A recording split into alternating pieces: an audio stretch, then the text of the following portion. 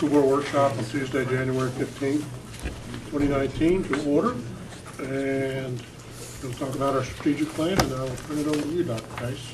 Good afternoon, board members, and thank you so much, Chairman Thacker, for this opportunity to share with you some of the great things that we have been working on over the course of the last 6 months. This is our mid-year review, an opportunity to share with you some of the highlights, and then also to seek direction from you in terms of where we might be going from here.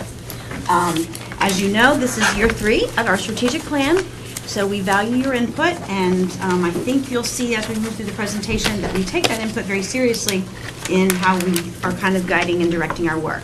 You actually have 2 documents in front of you.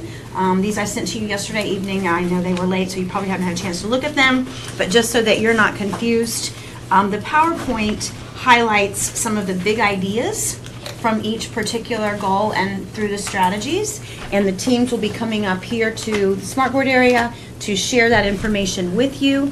The bulleted points are more in depth and more in detail, and really for your review perhaps even later down the road, but certainly as we go through, ask any questions that you have. So the goal is to get through all 5 goals today? Yes, yes. Okay. And we practiced it yesterday in a little less than 2 hours. Okay. So, all right. Practiced it. That makes it a challenge. All right, and we're going to start with our academic. If you're rehearsed. Our academic success team, Dr. Respis, will get us started. Good afternoon, board. Dr. Pace. The second slide in your PowerPoint really outlines all of Goal 1, which is academic success, and each of the 6 strategies within there. I just want to call your attention to those and remind you. 1A is ensuring high levels of learning for all students in literacy, and I am the strategy owner there, but you will see behind each of us that is a whole team of people that work with us to help us get the job done. None of us work in the vacuum, so there's a whole lot of people in the foxhole with us. 1B is led by Dr. Reinhardt and her team, and that's high levels of mathematics for all students. 1C is also led by Dr. Reinhardt, increasing and strengthening college and career pathways for all students. 1D is expanding STEM and CTE opportunities, and those for pre-K through 16, that's led by Mrs. Stefanowitz. 1E, strengthening collaborative processes for all students, is led by my colleague, Mr. Allen. And 1F is led by our colleagues, Mr. Phelps and Ms. Bungo, with developing and sustaining that safe, healthy learning culture. So, for those of us who've worked with iReady before, this chart is going to look a little bit different to you. So let me explain this chart to you. So this is our mid-year data. We took some data of Diagnostic 1 in August, and now here we are again in December. We took it right before the holiday. And on the far left-hand side, you're going to see that we work with grades kindergarten all the way through 8th grade with iReady. And they took a diagnostic in September, and you will see those percentages, and that means how many students in August came to us right off the sidewalk and scored at grade level or above. Then they took it again in December, right before the holiday, and look at how much growth they have, and that you will see the change there. So that's students scoring on grade level or above. On the right-hand side, the 3 columns there indicate how we're comparing nationally to students who also took iReady. Yes? I know last year when we did this looks really good, and then at the end, we had some pretty big discrepancies in iReady and actuals in the summer. Did we ever kind of identify what that was, or I guess, are we going down the same path here where grade 3 goes from 45 to 63 and then we don't see it in the final? What are we doing different again? Okay, a couple of the things. Number one, last year we were looking at a predicted proficiency score based on the results of the Diagnostic 1 and Diagnostic 2 exams. Mm-hmm. We've moved away from iReady's formula for predicted proficiency, and instead what we're doing here is really looking at how our students are growing in terms of advancing toward grade level.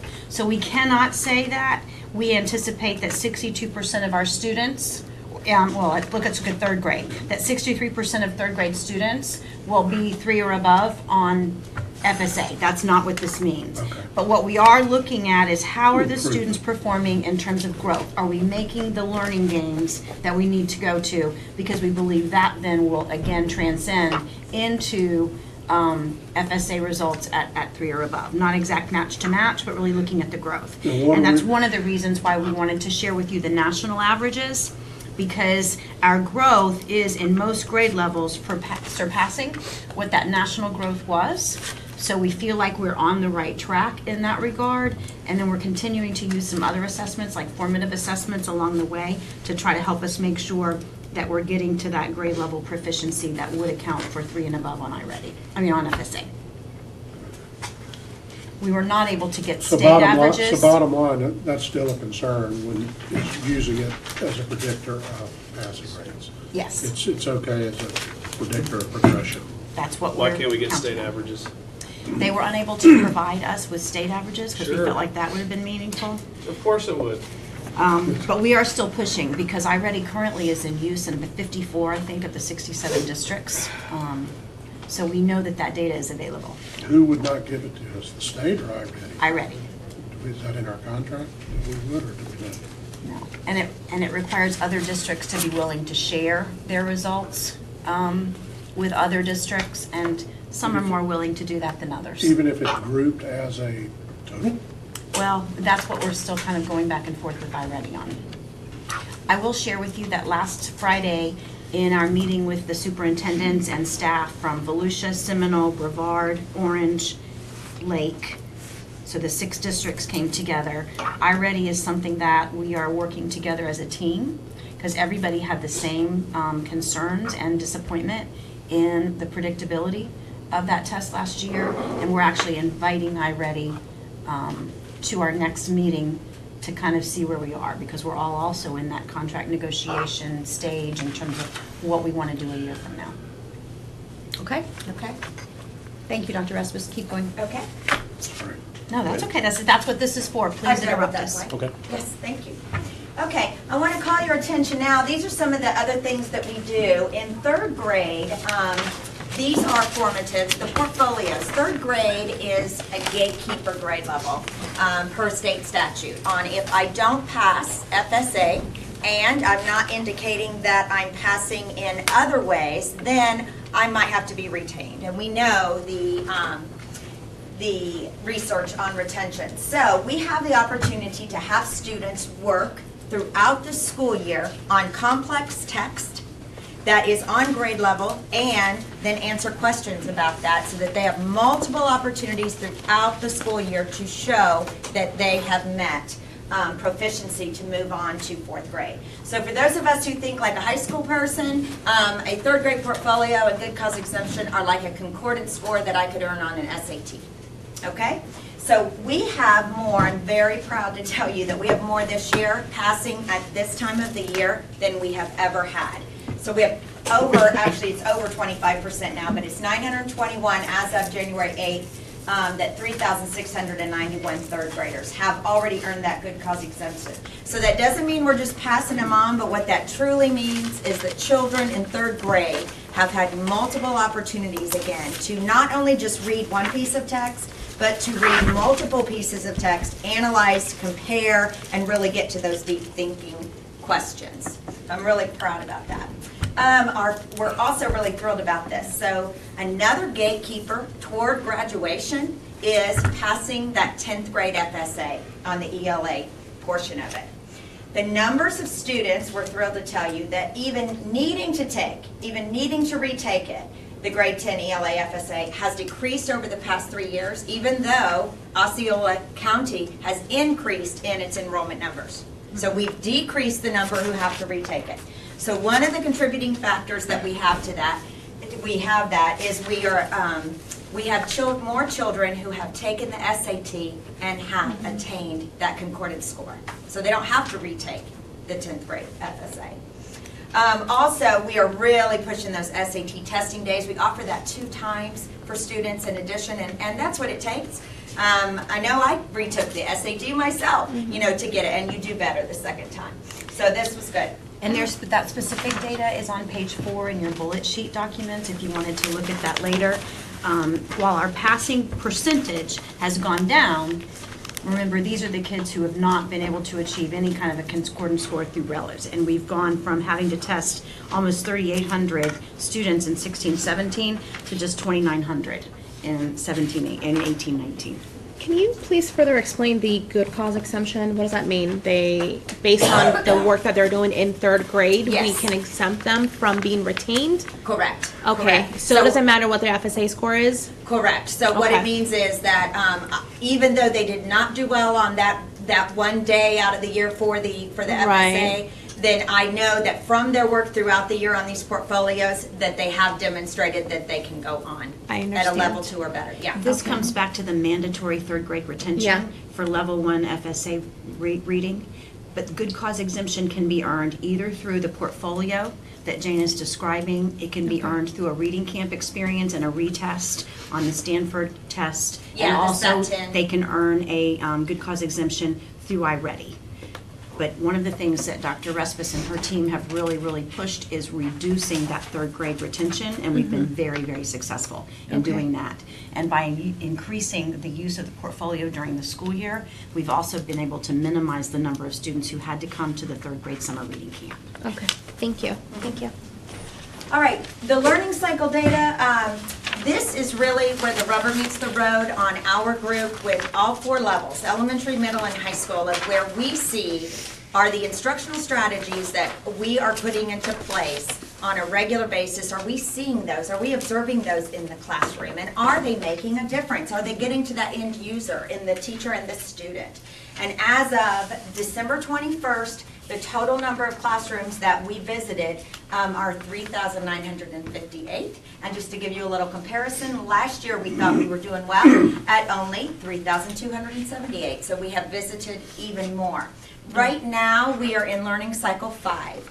And Learning Cycles 1 and 5, we visit every school and every classroom. And we go in and input what we are observing relative to strategies and whether the targets and the tasks align, and is there evidence for those kinds of things with what the students are doing. So we're really excited about that. And then we get a good measure of what's going on at the beginning of the year compared to what's going on right now. That also helps what we're seeing on iReady to see if those are comparing, if we're getting a good sense of how that's going. Really excited about our English language learners and our pilot partnership with UCF for a dual language certificate program for teachers and for principals.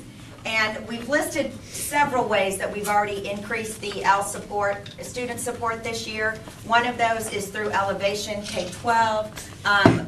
Our resource teachers in our schools have been trained on that, and that really helps teachers with even beyond L support, I'm going to tell you.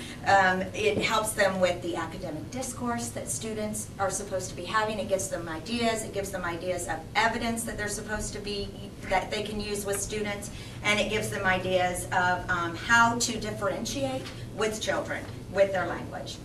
The iStation we are using with pre-K and with dual language. That has given us the opportunity on pre-K. For example, last year Mr. Booth said, hey, how can we, even though we get the flickers and the kindergarten literacy rate, how do we really know what they were at the end of EPK? Now with iStation we can do that. It's not a one-to-one correspondence, but it will give us a better idea to gauge where we are.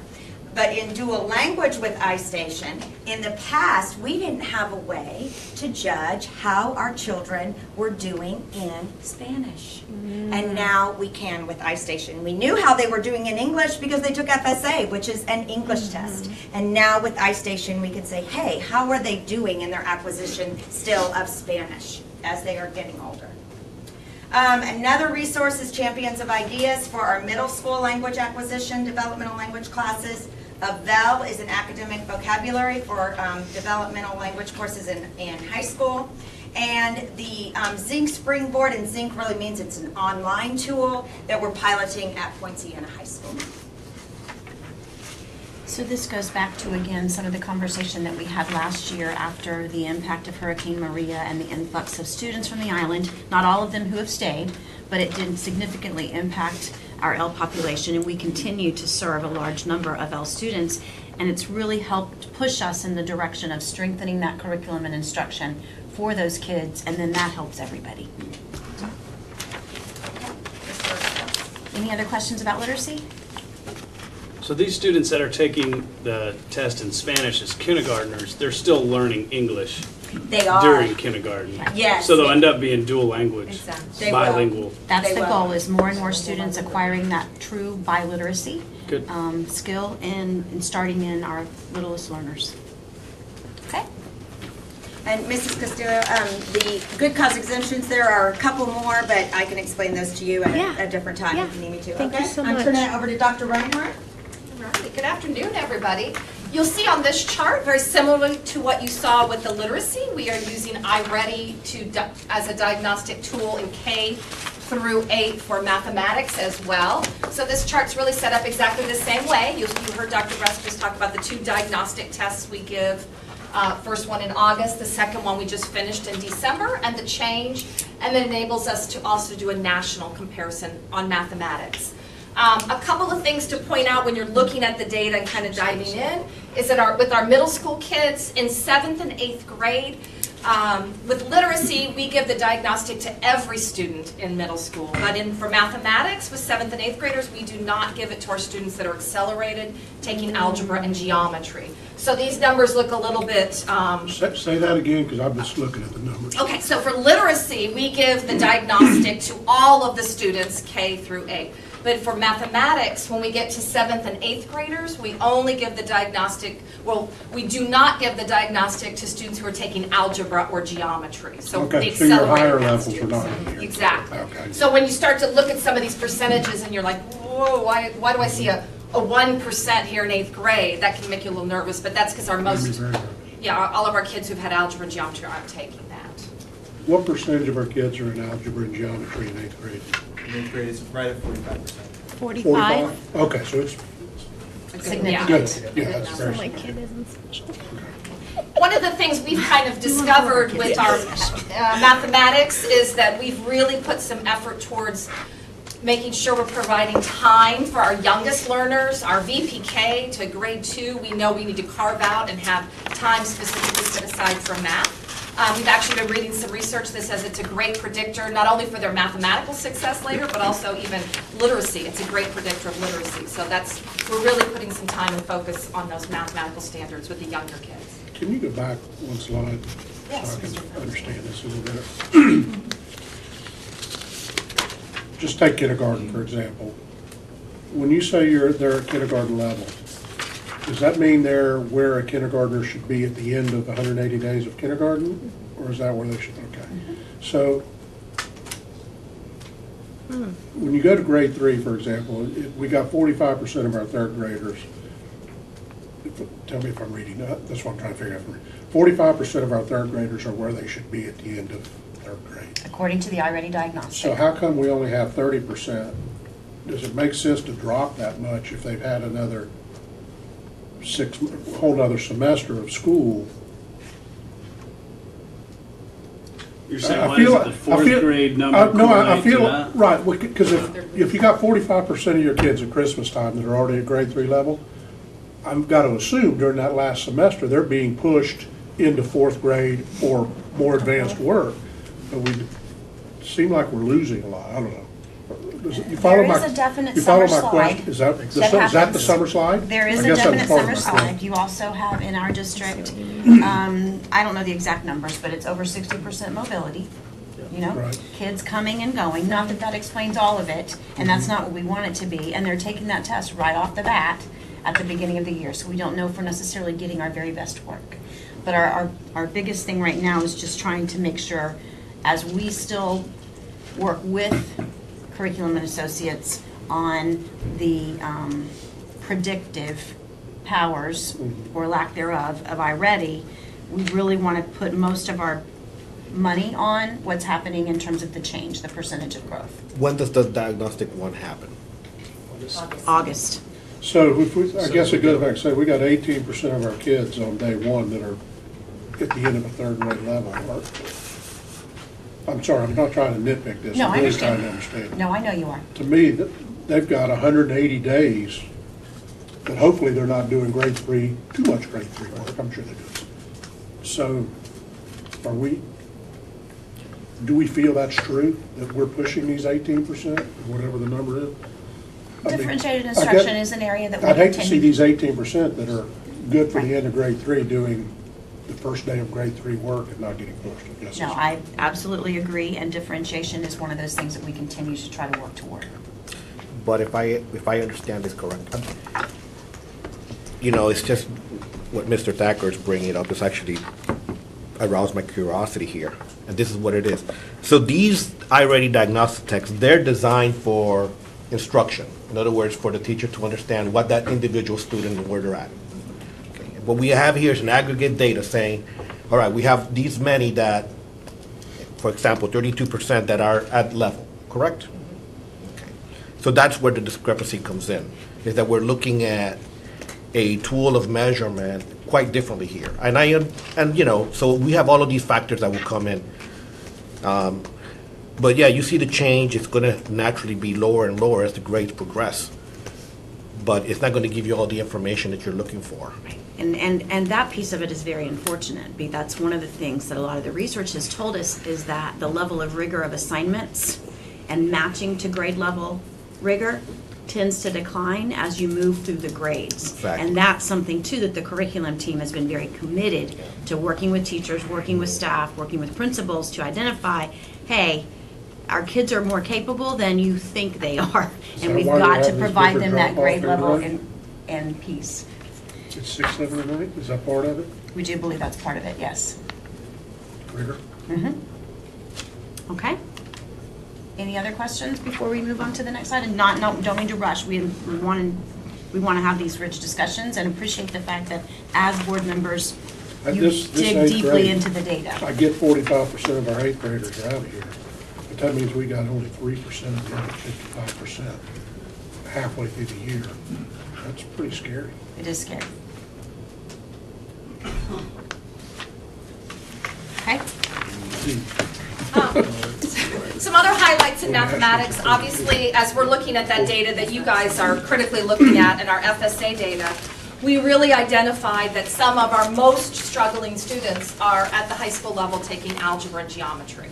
So this year we've, thanks to you guys very much, we've invested a contract with our Carnegie Professional Development and doing some side-by-side coaching for all of our algebra and geometry teachers at the high school level.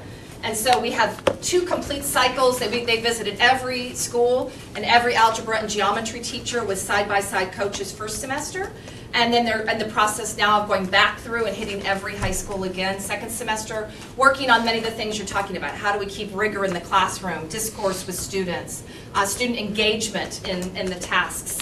And what we've noted as we've gone through our learning cycle visits and collecting that data, that we have 3 schools that really needed some extra attention. That was Liberty, Celebration, and Tohoku-Kalika.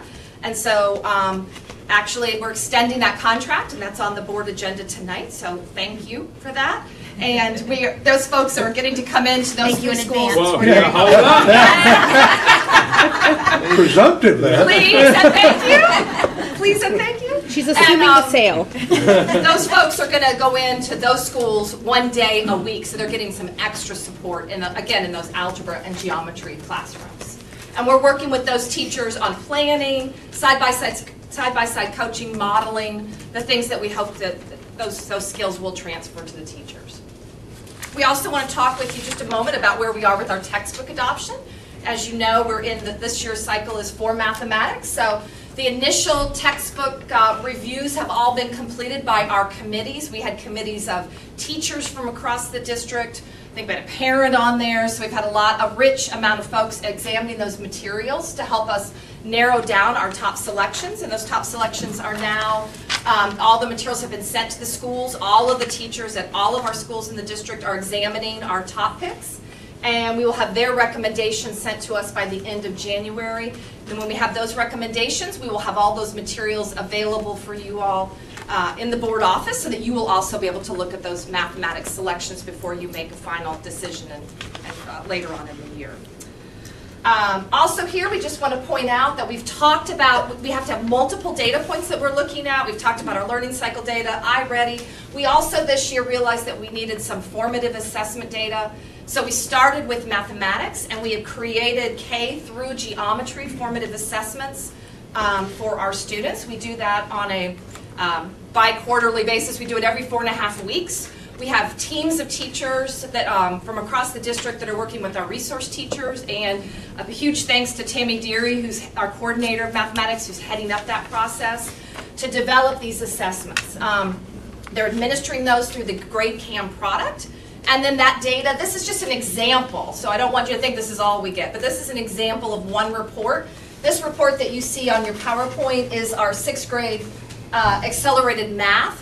And this is broken down by school, but they're also, the schools have the capability that they can dive deeper and they can look at it by classroom, and they can also go all the way down to per student. So they can get very detailed. It's broken down by standard for them so that they can see how is this going to inform my instruction? Do I need to remediate more on that standard? Do I need to accelerate because kids already mastered it, and so now I want to push them so they can go deeper with that standard? So that this kind of data is really very valuable. You'll see in the chart, it gives kind of, in this one, it gives a school average. We can talk about how many students took that assessment, and that data is pretty valuable for the teachers and the administrators. Yes, Mr. Yeah, Booth. so let's just say here you see on the very last one, question 6, the last one. Are we looking at what Horizon is doing and saying, we are doing that? Yes, yes. And Looking say, for why are those- they 80% and say this other, I won't name one to embarrass them, but why is this other middle school at 50% and you're at 80%? Right, How did you get that done? yes. Yes, we've looked We can at- dive into that, Yes. Yes. see where that's happening and pass that information on. I mean, that is what we're doing. You're going to hear a process with Dr. Straker, which I think is really valuable. It's a new thing that we're doing with it. Just like we do the stock take process with you, we've trained our principals to do that at their schools. So they are looking at their data and asking those questions at their site. So it's not just the district, it's really a partnership. So that they meet it right there, and they're looking at individual kids. We'll share more to you about that. Good. But I think this is where we have to make sure that we're striking that balance between assessment and instruction. Sure. But making sure that assessment is driving instruction and that we have key data points that say, okay, obviously, whichever question this was, we need to go back and look at that and make sure we're spiraling it into the next formative assessment. And Tammy has worked with teachers to help make sure that those are quality, but they're quick, they're easy to administer, they're easy to grade with the GradeCam, and it can push it right back up into the grade book, print reports for us so that nobody's having to replicate where data goes into different elements so that we know what that is. So like I said, it's kind of trying to find, again, that balance between assessment and instruction, but making sure that we have multiple data points and we're not putting all of our eggs in the iReady basket. What do the number of scans mean? So GradeCam, they actually can take their answer sheet and they scan it through like phone or so it just talks about how many tests that. How many tests total? So that's So- like The the number number of times. So for Bellalaga, there were 24 students. in 6th grade accelerated math. Yeah. Okay. So there's there's a 6th grade regular, and yeah, there's 1 million of these reports, right? And you'll see in your bullet points as well, when you have more time to look at it, that what it does help us to identify are the standards that perhaps the majority of students are struggling. And again, the teachers can dig down right into their classes, so they can identify those standards that they really need to remediate, go back, cycle back, reteach, to help the students. And that's on pages 5 and 6 in your bullet sheet document. For example, kindergarten, we know that we need to review understanding addition and subtraction. Okay? 5th grade, we're looking at multiplying by powers of 10 and explaining patterns with decimals. So those are the things that, we know that the teachers, we're sending our resource teachers and staff back to help support those and working through our math coaches. Anything else about math? All right, so we'll move on to 1C, our strategy for college and career readiness, and some highlights here. We'd like to point out there's been a real commitment from this board and our staff as well on our gifted data, and so we have, over the course of the last 3 years, you can see we've increased the number of students that we've screened This year, we were very fortunate. We've been able to screen the second grade students at every elementary school. So that's why these numbers have increased. We started with our title schools, but now we've gotten to every elementary school. And the whole purpose of that is we want to identify those young learners earlier. If they do qualify for gifted, we want to know about that so we can support their needs earlier and really meet them where they are to make sure that they're accelerating. You'll see that we're tracking the number of second graders that actually qualify for gifted. We have not, it takes us the entire year and really through the summer, I believe, too, to really get them all tested to know if they qualify for gifted. So we don't have that information yet for this school year. But we do have our total number of gifted students in our district that we are also tracking, and we did that with a December date. So obviously those numbers fluctuate all the time. Kids graduate. So we decided, with the help of David Maddock, that December would be a great time to just sort of track it. And you can see those December numbers, again, have increased over the last 3 years, meeting the needs of those gifted kids. Also, we have our Duke Osceola TIP program. And so this is an amazing program that we have kind of resurrected, and we are really trying to identify. For Duke, what they do is they have a cutoff score where they identify students, and that program's been in existence, that TIP program, for many years. What we do in Osceola County is we identify the top 20% of our 7th graders in the district, and we invite them to participate in taking an SAT test each year. And so we've been doing that for a while. What you will see this year is that we have 1,011 7th grade students that have qualified and have been invited to take that test in March, on March 9th. Last year our number was 711. The opportunity for these kids is it's sort of a no-risk opportunity for them to be exposed to seeing that SAT and what that's like for the very first time. What we have discovered is that maybe there have been, over the years, we've done a better job, I think, reflecting and eliminating barriers. So this year what we've really focused on is helping parents to understand what's the benefits. Why do you want your kids to come take a Saturday, take an SAT? So we've had a parent night at every one of our middle schools to help them understand the importance, the benefits for their kids. And then we're also at the 2 schools where we're administering the test, we're going to have an opportunity for parents to come in if they need help registering their kids for the test. Sometimes all that's kind of overwhelming. You've never seen it before. So we'll actually help them get registered to take the SAT for that March administration. I have a question. With regards to the Duke Osceola tip, I know, I'm such a dork. Ma'am, I have a question. Thank you for Professor. raising your hand. I never raised my hand in her class, I just blurted out. Well, That's why you Wrong answer. we digress. With regards to the tip, Osceola, can you, and forgive me if you mentioned this and it didn't okay. register, how are they identified? Is it PSAT scores or? No, they're identified based on the prior year, so they're 6th grade FSA scores. FSA. both ELA Even tip? and math. Even the Duke Yes. Duke? 2% for Duke. FSA? Yeah, correct. Okay. And if we don't have the numbers, but we actually track the number who actually took the SAT. So back in 15-16, it went from 35 students who took it. Last year we had 185. So we've really had a great increase and a lot more participation. Okay. And I'm assuming there's no cost for them to take the SAT? No, there is a cost. I just There is? paid it. Oh, There is a cost, but we do work with our families. If they tell us that they cannot afford it, we do work with them to help them so that that's not a barrier either. okay. Okay. Thank you. Great question. March 9th and Neptune, right? And here we have some results. I think I had provided some of this for you earlier on the CLEP results, so I just kind of wanted to go back over that because we have all of it now. You know, in high school, our students have the opportunity, one of the ways that they have opportunities to get college credit is they can take AP Advanced Placement exams. And so many times students will be very close, but they don't earn the 3 or better that they need on the AP exam. And so what we started doing a few years ago is identifying those kids that are close, that are in that 2 range, but they didn't quite make it to get college credit, and we offer them the opportunity to take the CLEP test in that same subject area. So CLEP is college level examination program. It's also administered through the College Board. They have a variety of tests. We don't give them all, but we do look for opportunities to help kids who we know have received instruction all year long through AP. And these tests align pretty closely to that same curriculum. And so we bring kids in, we offer them the opportunity in the summer to come in. They go for like a 3-day camp, a review camp. We review all the skills that they've been learning for the past year in AP.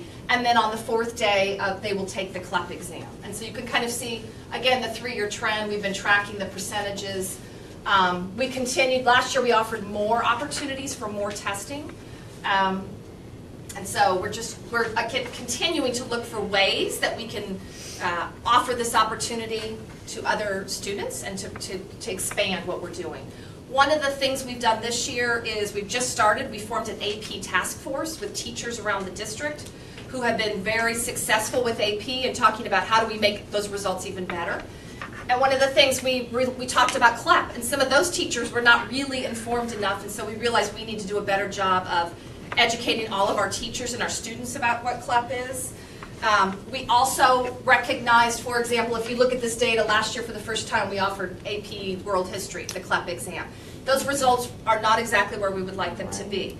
But we have, that group of AP teachers has been very excited about their EPLC, you're going to hear more about that from Mr. Allen, but they have created a common formative, it's not even really formative, a common assessment at the mid-year that they've all agreed to administer. They're collaborating together across the district through the Teams platform, so they're doing it online, electronically, but we expect there to be great things coming from that because they're sharing now. What kind of activities that they're doing? How do we help kids to really master the standards, for example, in world history, because it is such a broad curriculum. It covers so many standards that we know we need more support in that area. And then another change that we've made that we're very proud about is our Seal of Biliteracy that again goes back to our ability this year that we have a world languages resource teacher who's really focused on this. And one of the things we realized was that we were the first district to start the Seal of Biliteracy in the state of Florida. And we had very, very high standards for that. Then the state said, hey, that's a great idea. And they also kind of borrowed the idea for all of the districts do it now. But our standards were not aligned. We were kind of a lot more rigorous than the state. And so, in an ability to, in an attempt to us wanting to kind of level the playing field, so to speak, we've realigned our requirements to the state criteria now so that we're playing on the same level field with all the other districts. Last year we had a crazy, if you remember, our boardroom that night was quite, as we were honoring all of those kids who got the Seal of Biliteracy, it was quite crowded, 119 students, and that was in May. Then we had more students, well actually I think that number might have been, we had more students that earned it over the summer. What we're predicting this year as we've realigned is that we have at least 316 students that we think are on track to receive it in May. And who knows, after we get AP and IB results back, we expect the number to go even higher. So just to make sure that you're not worried, we're not going to actually honor these kids at a board meeting. We're going to have to do a separate ceremony for them because there's so many. But we're excited about the possibilities here for those kids. And something you might see missing in this particular strategy or goal that we're not really talking a whole lot about, number one, the advanced placement results and IB results in industry certification, because we previously shared that at a board meeting and we didn't want to be redundant. We did not earn the AP honor roll this particular fall. Not surprising because of the big advance that we made last year in terms of participation and performance. And two, we know that while our participation increased and the number of students earning AP credit did increase, our pass rate stayed steady. So that is something that we're really working on through our AP task force. And the other piece that's missing here is our exciting news about graduation rate, which we want to celebrate with you tonight in a presentation at the board meeting. So more good news to come in terms of academic success, but just wanted to make sure that's why it's not in this PowerPoint. We're trying to kind of avoid some redundancies. Okay? So Dr. Reinhardt has talked about our college readiness, and now our dear friend Miss Melanie Stevanovic is going to talk to you a little bit more about the things that we're doing for career readiness as well. So I'm Strategy D, which is STEM and CTE. I'm going to talk a little bit about our elementary launch expansion, which is the Project BPA Launch Program. We've expanded into 2nd, 3rd, and 4th grade in 19 elementary schools, and you'll see there's a chart in your bullet point sheet that outlines which schools have adopted the 2nd, 3rd, 4th grade level. That is in addition to the current 5th grade offering that we have at all of our elementary schools district-wide. We are looking at also expanding our secondary Project Lead the Way programs via Lockheed Martin grants that we received just within the past month. PASS will be starting the engineering program. They received a $40,000 grant from Lockheed to start that program. This will be a brand-new program for that particular school, and it will be housed at PASS, not at OTEC. It'll be unique for that. We also started a computer science Project Lead the Way program at St. Cloud High School this year, which Lockheed Martin has given us $20,000 to expand upon because we're in year one. Now they're going to support us through professional development and equipment we need to kind of push it into the future years. We have been working with the support of our special programs department on retooling and updating the mobile STEM lab. You may have seen our forensics module that we have on the lab now, and we're working on a drone delivery air traffic control module. We have several other ones that we're going to deploy over time as long as we can sustain the financial support to do so. I can tell you that we have had the opportunity to take it to the District Administrative Leadership Institute, and they've invited us back to additional ones. And that initiative is superintendents throughout the country and Canada who kind of came together to talk about the STEM initiatives in their districts and where they are and how they're evolving those programs. And not only did everybody love the bus and the activity on the bus, they found it extremely engaging. I learned from that we are really STEM sturdy in this district compared to superintendents throughout the nation and Canada. So that was an interesting experience. So I'm going to move on. And just really quickly, Yep. I'm going to have an opportunity to share some of that STEM sturdy work next Wednesday with the Education Subcommittee on Innovation and Creation and Innovation and something. They've asked a couple of superintendents to come up, and I'll be going. Melanie and Carmen are providing some great information about our choice STEM sturdy programs. Do we, are we seeing that in any of our science testing stuff? We didn't last year, but that is a major push for us this year. And Melanie's team has worked very, very hard to ensure that the work that the kids are doing in the STEM lab is beyond fun, that it's also aligned to standards. The engineering and computer science programs, are those going to include certifications? Yes. Well. I'm an advocate for certification in most, if not all, programs that I'm advocating that we start having. You'll have your unique programs like your Future Educator, where my colleagues and I throughout the state are constantly advocating for the general knowledge test or some kind of certification, appropriate certification to be associated with that. So you'll have some that we're working on, but for me, if we can have our students leave our district certified to be able to go into work, that's my end goal. Perfect. I think that's why I'm here.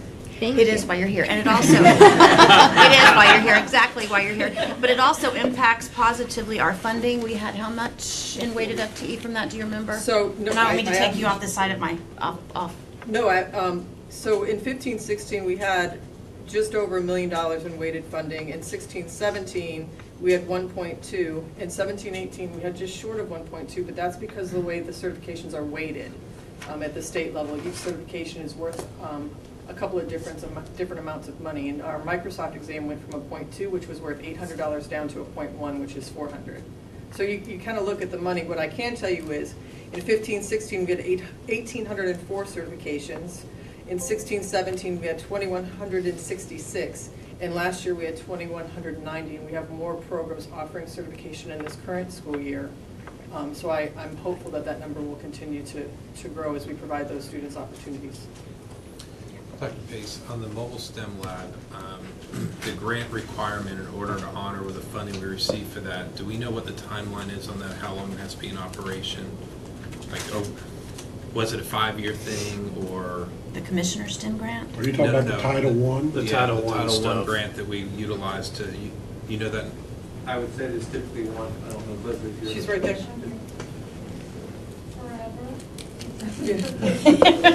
Unless we put other money into it from other funding We're sources. using Title I. So let me ask it a different way. If we stopped using the mobile STEM lab, do we have any repercussions with the funding that we received to initially initiate it?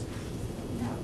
Okay, so we've already honored the intent of the grant, and now the only thing we have to do is make sure that the way we're using it is the most effective to drive the results we're looking for. Correct. Okay, and as you looked at retooling, what's happening with it, and you don't have to answer this, maybe I'll just put it out there and we can talk, is whatever needs to happen, my opinion, whatever needs to happen to ensure that it's highly effective in what it's doing as opposed to just cool and fun, which I still think is great, is fine. And so I don't want to take a baby step towards it if we need to take a leap towards it. So whatever we need to do to make sure that that tool is driving the results that Mr. Thacker asked about is what's most important to me, and I know we've had that conversation in a different way.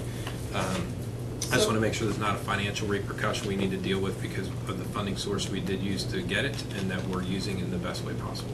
So if I may, when I was meeting with Dr. Fritz, part of what it is we're trying to do is showcase, particularly to our younger students, the career pathways that are available to them throughout the school district. So they're getting that STEM education, but they're also getting that little bit of hands-on of, hey, this would be kind of what it's like to be a forensics professional, a police officer, a medical assistant, a doctor, all in one activity, so that they can start to, I really believe that we have to start capturing their interest at a younger age so that they know when they get into middle school, hey, I really want to be in Project Lead the Way. I really need to take that culinary program, so that when they get into high school, they're really focused. If they're really going directly into careers, not necessarily college, so that we can get them to stack the certifications they need to be successful between our secondary programs and our post-secondary programs, so they can go right into work with little debt in a high-wage, high-demand field. And so I think what Melanie's saying there is that while I keep pushing them on, why aren't our math and science scores going up with the investment that we've made as a district in STEM and Project Lead the Way,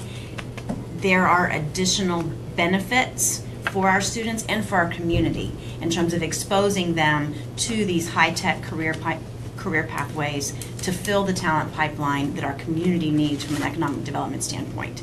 At the same time, I've heard you and I continue to push on, we need to see this aligned with math and science curriculum and helping to see an impact in those areas as well. And I think Melanie shared with me just yesterday or in the last couple of days that typically in a STEM Sturdy program, it takes about 3 years to really see that impact on the math and science scores of students.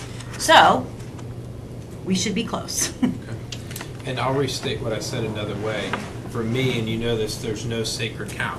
And the mobile STEM lab and the way that we originally set it up and the way that we utilized it at the time seemed like the best approach to take, but it's not sacred in the way that it is or how it functions, and whatever we need to do to utilize this as one more tool on our belt, however we need to use it to drive the results we're looking for, I'm all in for. We just moved, just for a point of interest, but to support that work. In August, we moved that Global STEM Lab to Melanie's department for CTE to be able to make that focus.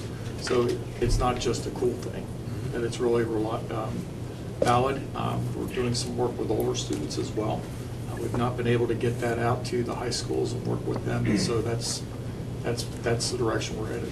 Yeah, and you know this, but there's intangible value that comes with it as well, and the buzz that having this that it created 3 years ago whenever we first put it in play was important about really sending the message about a focus of the district and where we were going and the innovation we were willing to look at to showcase who we are and what we're about to achieve.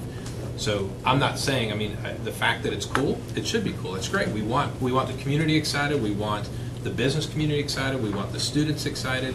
But if it doesn't align towards the outcomes, then it gets retooled. Right. Thank you. All right, then, you ready? Yeah, thank you, Melanie. Oh, very good. So yes, we are ready. So you all are pretty familiar with the number of new programs that we've opened at Osceola Technical College since Tom Otten and I arrived, which I do believe is probably more than most directors open in their career. So while you might think that we have checked off... Are you tired? You might think we have checked that off our list of things to do. We did open a cosmetology program at our Point Siena campus just this month. We're exploring mechatronics and supply chain logistics in conjunction with Valencia. And we're also, I didn't have this on here because we've been doing some research over the past couple of weeks, but I'm going to go ahead and put it out there that we're seriously looking at a welding program in the St. Cloud area. I want to...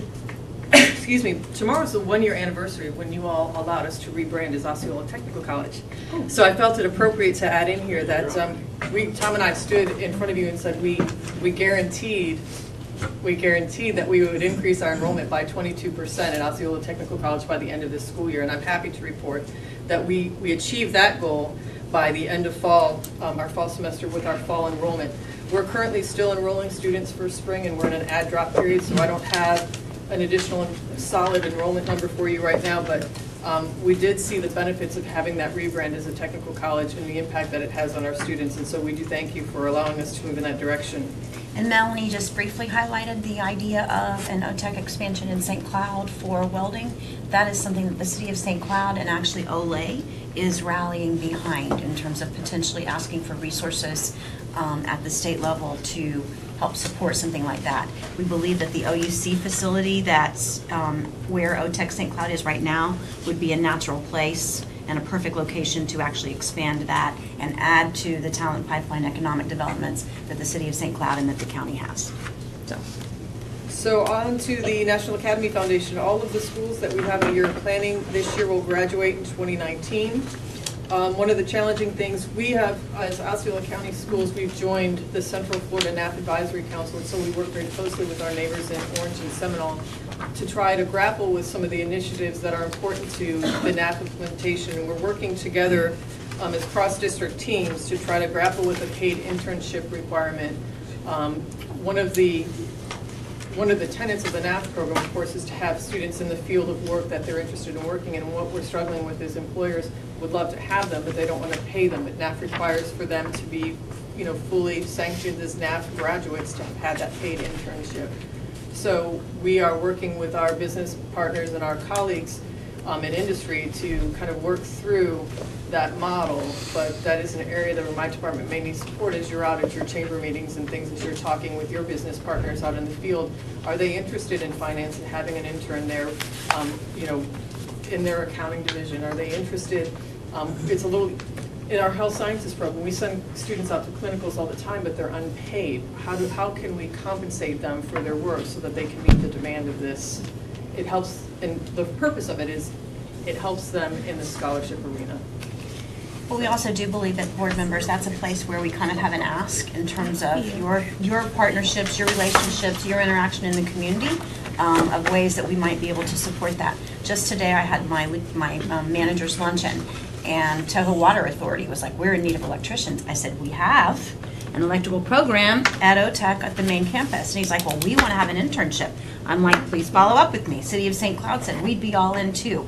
So there's still, while we've done a great job in branding and marketing the OTEC programs and developing great quality programs in the areas of need, we still have some work to do in terms of communication, and we really hope that you guys will help us with that. Toho board members are stingy. Yeah, And they don't want to do paid internships, just saying. they are. I'm just gonna let that one lie there. No, please, opine. I don't know, can I see my contract for the next year before I do that? It's like a rule, when you ask somebody to do something, you don't want to beat them up. You have to ask.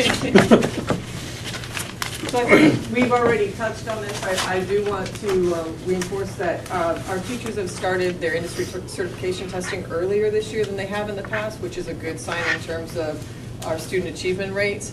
I also want to note that we have what's called the digital tool certification in all of our middle schools, which is I don't want to say it's a lower level, but they're a little more achievable for kids in middle school. That sets a foundation for them as they go into high school to be more successful in industry certifications in high school. So we have that testing going on in all of our middle school programs as well. I think all I have, I think it's over to you, sir. Well, I'm gonna before you tap go, out. just a quick, on the Poinciana OTEC cosmetology, will you just check in on that and make sure everything's geared up and ready to go? I had heard that there was some delay in the room being ready and the space being formatted properly and all that. So we're actually working very closely with facilities on that project, and we knew we were starting the classroom portion without necessarily the facilities in place, but we've got about 12 weeks, I think, 8 to 12 weeks, where it's basically, I don't want to say bookwork, before you can get into doing the services. And so we actually met with Mr. Clinch yesterday, and I believe we'll be on target to have that salon up and running by the time they need to be doing services. What's the estimated timeline on that? I would have to defer to Mr. Clinch. I don't have the exact timeline, but we did meet with the bidders last week to obtain bids to move that project forward. In addition, we had worked the design prior to the full new project request being approved so that we could gain some time on that project. Will you just circle back to me at some point on what that timeline's going to look like? Absolutely. Thank you. I have a Thank question. you. Yes, sir. How much would it cost a student to obtain this cosmetology certification? That is a Pell eligible program, so if they were eligible for financial aid, it would cost them very little. Otherwise, I would have to get a final number for you. It's 1,200 clock hour program. We charge $233 an instructional hour, and I was an English teacher, not a math teacher. So, and then there would be the cost of the testing fee, so it's, I could sit and work the number up real quick. I think what we're talking about is less than $3,000 Yes. in our particular program, and you will find private programs in our community and other areas that are much, much more expensive. But the advantage that students have of an OTEC program, whether we're talking about cosmetology or pharmacy tech or any of those things, is the Pell Grant eligibility. And Tom and the staff at OTEC at all 3 facilities work very carefully with the students on financial aid. Are you Pace, is this considering a a career change? Yes, I am. Okay. I'm ready to go ahead and close up shop. I'll be your and first start to- client. Yeah, take care of here. This is a very popular program in our community. Yeah. There's a lot of, so there was a need here in Point Siena. And is there a specific promotion, I mean, marketing of this program? Anything going on? So, well, our former principal, who was just recently made the principal of Alco, did a lot of community outreach, and I want to say we have a waiting list of 18 people at the semester break. So, yes. Let me just tell you, there happens to be a telecommunications company that has the ability to do PSAs for you for free and run them in the market. So if you would like to do one, if you let me know, I'll connect you to it. So the purpose of my question wasn't really because I was looking for a career change, but Dr. Pace really explained it. She understood right away why I was asking it, so just couldn't make it any more clear that this is one of those certifications that is very popular, but it's really, really oversold by private institutions and leaves. The entry for this, the wages are not that high, and a lot of students at a very young age end up with incredible, crushing student debt, and yet we have a better program that is industry certified, that we have a financial aid system that can take care of all of it for most students. And so I think that the community, the more that they know about this and they know about this option, the better a lot of our young people will know. That was the whole thing. However, I do think that if I had to do it all over again, I'd be doing this instead of being a lawyer. Especially after the day I had today in the morning. Make me look pretty. Don't need to Mr. go Soto. further than that. All You right, have to board deal with members, if you're lawyers. ready, then we'll move on to Mr. Allen to go over 1E. Good afternoon, Board. So Strategy 1E is collaborative processes, which we talk of as the backbone of all the aforementioned academic success strategies. And really at the heart of this strategy is our work with professional learning communities, or PLCs, in the schools. So new this year, to help advance this work, we have a PLC strategy that's present in all of our schools, school improvement plans, and then that is monitored monthly through our school stock take process that you're going to hear more about from Dr. Strickler. Another area in 1E that we've made concerted effort to improve is trying to connect our singleton teachers across the district. So when we say singleton, we mean a sole teacher of a subject at an individual school. It doesn't have an opportunity to face-to-face collaborate with other teachers at their school. So we've tried to electronically, as Dr. Reinhardt described earlier, electronically bring these teachers together across the district utilizing our Microsoft Teams platform, which actually has a repository for electronic files where they can share resources, assessments, and lesson plans. It also has a messaging board, so you can post questions to each other. And then finally, it has a video conferencing feature, much like a Zoom or a Skype meeting. So proud to say that we've been able to get off the ground this year just over 50 or electronic PLCs. Now, we still have work to do, and particularly technology is a barrier for a lot of our teachers, so to continue to work on the fluidity and the comfortable level with Microsoft Teams. We'll be working with Scott Clark and his MIT team this second semester to try to advance this work. Mike, do we have any type of data that we can return to these groups so they can see that it's making a difference? I guess in some of the listening meetings I've been to, PLCs take a pretty good rap for the number. I don't think they don't take a rap at all for having them. But sometimes if somebody shows you data and says, this is kind of what has happened in performance that you've been doing, everybody would say, well, that's not the reason why, or that's not the only reason why. But to see something like that, starts to be a little evidence on pushing it. Do we have anything like that? Or is there a way, even if we don't, is there a way to measure the value?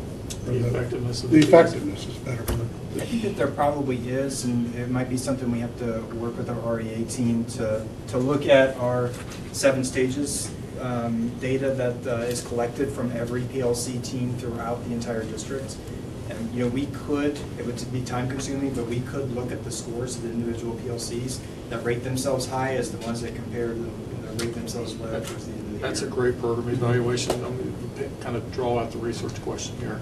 If I look at the FSA scores, where we're at, and look at where they rate themselves, and I think that's where Mike's going. So if I rate myself a 5, and then I do a analysis of their students' FSA scores for that PLC, and we should be able to draw a correlation between the two. So these stages are self-rated? They are self-rated, but at the end of the year, we ask that each principal sit down with the PLCs to come to consensus on where they think they are. The baseline one is strictly what the team agrees is where they are, but at the end of the year, we ask that principal to sit back based on his or her observations throughout the year of how this PLC is actually functioning, to come up with what they believe is a valid or reliable reading, as much as that can be from a subjective measure. I think right now, our data is primarily anecdotal. I think, for example, perhaps not this spring, we'll see a major jump in world history, but you would hope that by one more year, we would see an impact of that EPLC for AP World History in terms of improved pass rates for AP World History. That's one of the things that we're definitely going to be monitoring and watching. And the other anecdotal data that I can share with you from just most recently is last Friday, I had the opportunity to go up to Rollins College to see an art PLC that functions across the district. Joella from St. Cloud High School kind of has to coordinate that effort, but she has teachers from Point Siena, Tohoku-Kalaiga, and Harmony coming together, working together on the visual arts and what those kids can do. They did one iArt local conference back in the fall, and then on Friday they were at Rollins with professional artists that were brought in to work with those students. And the level of engagement of the kids, the collaboration among the teachers and staff is helping our students prepare for their AP art portfolios, because each student left that event on Friday with an opportunity to have produced 4 pieces of work in different mediums with the trained professional artists, and that came about through the art PLC. So those are just some anecdotal pieces, but I do believe you're right in that we need to start substantiating with some more specific hard evidence to help our teachers still continue to understand the value behind those opportunities to get together. Anything else, board members, about 1E? That brings us then to our final strategy in academic success, and certainly not last because it's least important, because we believe, again, just like PLCs, this is an underlying foundation for the work that we want our students to be able to do academically, and that's their social and emotional health. So Darla? Yes, thank you. I'm kind of the cleanup batter that we've heard the academic supports that students get. Paired with this support, social emotional, will really help our students. There was a recent study, as recent as just about 2 months ago, that one of our honors grad did as a professor at University of South Florida, Dr. Shannon Soldo, and she presented to the school psychologist state conference, and she did a study with students that got academic support. Then she did a section of students that just got social emotional. Then she did a section that got both. And as what we thought would happen, she did prove and present that those that got both academic and social emotional had the highest academic gains. So there we go. We know we need this. Our work that we're going to share with you isn't as measurable as some academics, but it's also important. We have thus far expanded the school personnel knowledge of social emotional risks. This is activity 1, and over 6,200 employees thus far have been trained in an awareness of mental health, suicide prevention, and child abuse, and we continue to do trainings throughout the school year for new employees that are start being hired. So we just did one in January when we got back. We have a few more scheduled, and we also have one with a Spanish focus for our food service and transportation employees that could help them as well. Threat assessment training has been completed for all school threat assessment teams. There's a number next to that. It says 216 threat assessments have been performed thus far.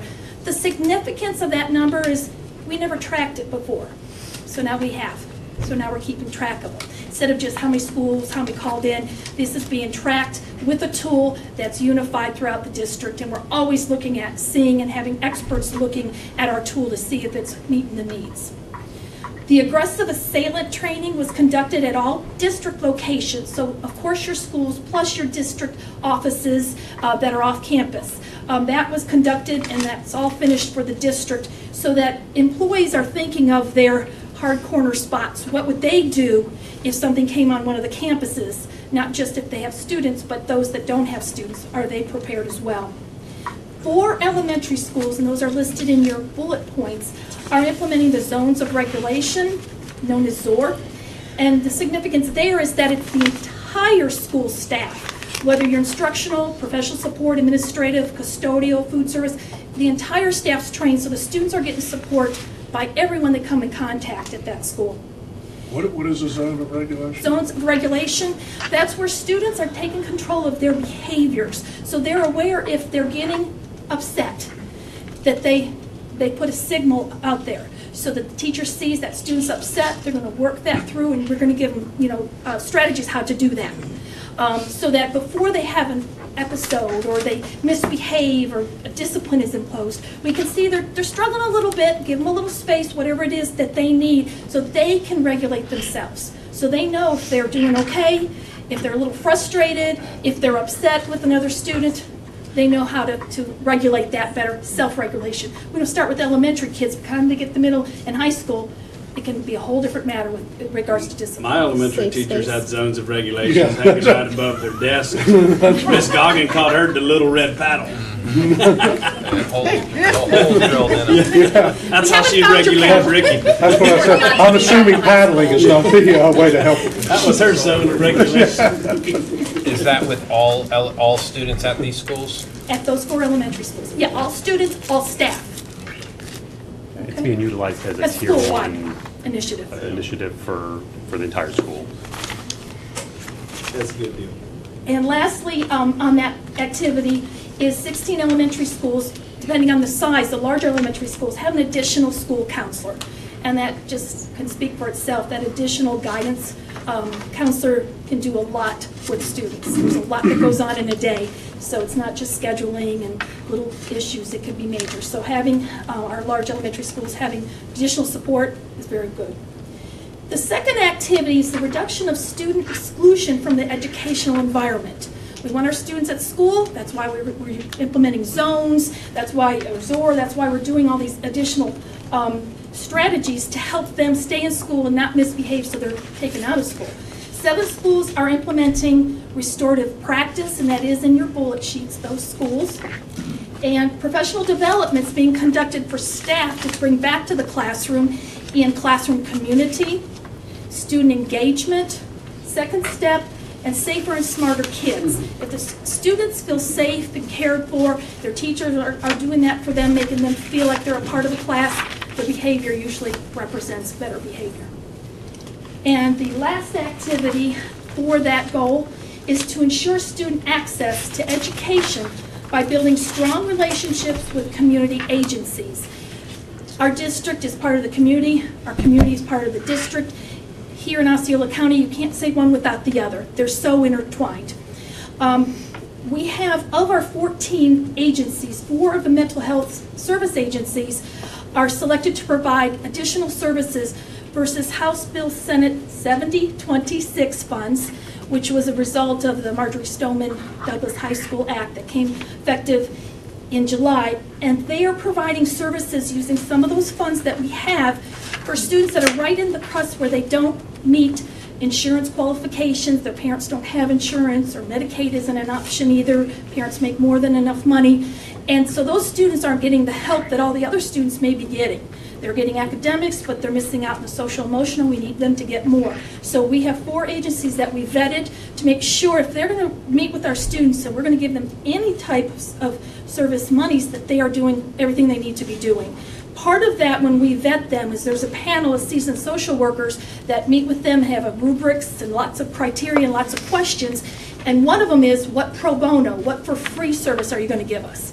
They're not going to give us something in that, they're not going to be part of our partners. Because we're having them look with, work with our students who we care about, we're very protective of. They need to give back. And they all want to, because they want to work with us. This year, Community Action Team, known as CAT, is now operating in Osceola County for students and families. And if you think about CAT, it's that wraparound where the students may be getting help in counseling, but the family also needs additional support. Some of our parents are doing the best they can, but they're not educators or they're not in the field. They don't quite understand some of our lingo, some of our acronyms. This helps them with community members. We didn't have that before. Orange has always had it in Seminole, but now we have it this year. Also on that same vein, the mobile crisis response services are now operating in Osceola County, again, for students and families. The county, our students, our families. Orange has it. They're not related to the schools, but we are. And Seminole's had it. We now have it this year, and we've called on it already. It started Saturday, December 1st, and thus far we've used that, and we've prepared criteria, and we're doing policies and procedures for it. Principals heard about it this morning. That's where a student is really in need. That principal, that teacher knows this student needs something, but law enforcement's saying, no, it's not a Baker Act, and the counselor's doing all that he or she can, but they need more. We can call a mobile response team. They're an agency that they guarantee us 30 to 45 minutes. They'll come to on-site, whether it's a school, whether it's at home, whether they're out in the community. And that response, they will come and meet with that child and that family. They get consent so that we know the information that's shared, and they can Baker Act. Then they get someone to transport. That's always been an issue, who's going to transport and that liability. This is a great service for when we have those difficult cases, or over the winter break, summer break, when we're really not there. The teacher isn't there, but the student's having a hard time. The community will have some services for them. Couple quick questions. So that's then subcontracted out to an agency within the community? It's with Devereaux. Okay. And then the funding for that, just how does that, what's the alignment of that funding? How does that work? Well, part of that funding is a little bit of the 70-26 monies. But part of it's been out there. We're tapping it in Osceola County. And so, Devereaux got the contract through Department of Children's and Families. And nobody in Osceola was saying, hey, we're here. We've done that now. So okay, so Devereaux's accessing the funding through the state, correct. And then we're able to then leverage access to it by having the connection between us and them now. Okay. Yes. And then just a quick question, I didn't want to stop you because you were on a roll. On the mental, but I did. The mental health services, just a question to understand, why 4 out of the 14? Why not 6? Why not 8? They had to apply for it. So only those 4 So there was applied? criteria, yes, those did, and of course they had to meet the criteria as Sure. well. Okay. It's open to all. So out It of was an open 14 bid. that were available, 14 applied or bid for it, and Right, but and we 4 have were 14 selected. agencies, but they're just not going to receive any 70-26 funds. Okay. We have 14 agencies that they're either using a parent's insurance or they're using Medicaid monies. Got it. So in other words, the district has agreements with 14 of our local mental health agencies to provide services to students. But in the past, we've been able to do that most efficiently for our students who either have private insurance through their families or who qualify for Medicaid funding. And the other kids were kind of in a catch-22 in terms of, could we ask someone to provide pro bono services or not? Now, we had saved a section of those $26, rather than spending all of it on personnel or something like that, a section of that money in order to be able to make sure that no child is falling through the cracks and getting help that they need. All right, as I continue the roll, just a few more points here. We're bringing in national trainers to provide our mental health experts. That's our school social workers, school psychologists, school nurses, school social workers on suicide prevention training. We want the experts to get that. We know a lot, but we want evidence-based programs and experts in that field who do that daily. And all safety and security assessments have been completed. That was at all the sites at the schools. And last but not least, via the Let's Talk platform, we have Keep Osceola Safe. It's active where they call in concerns. And again, there's a number there. Over 1,000 entries have been filed. Again, the significance is we're keeping track. Another quick question, pardon my ignorance. Keep Osceola Safe, what is that? It's a component of our Let's Talk application available through our website, but it's specifically for parents, students, community members to report a potential concern about a safety and security issue. So Let's Talk, they can go in and ask questions about transportation, food services, a particular school, I hate the superintendent, whatever it is, but then there's a special button on there that's specifically to share with us anonymously if they want any safety and security concerns that we then, through Lester and Rusty Gould and our law enforcement agencies, follow up on immediately. It was not me that sent that. By the way. Just checking. It'll cut you off if you say that. So you've had 1,000 entries. Correct. Right? So Since August. how many credible? How many not? How many just? And I don't mean. That's all right. No, well, I'm trying to. I want to put this the right way. There's credible, and then there's stuff that's legitimate, but still not credible, and then there's just kind of junk. You understand what I'm saying? Could I suggest that you ask her that stuff privately? Sure. Right, just Yeah. No, that's fine. any board member. Thank you, Frank. Lester or Rusty Gould would be happy to share with you kind of where we are on those types of things.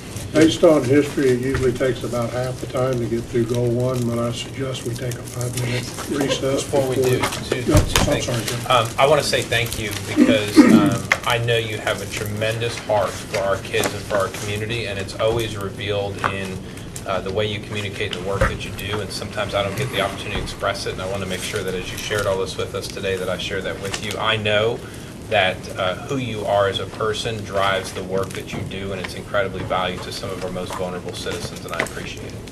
The second thing is just I want to know, maybe Leslie, somebody, how many fit kids do we have currently in the district? Okay. Leslie, can you provide that information later to me, and then I'll give it to the board members, how many fit kids? That's exciting. Okay. All right, so 5 minutes, and then we'll transition to talent management. 5 or 6 minutes? 5 or 6 minutes. You're the chair, you tell us. 5 or 6.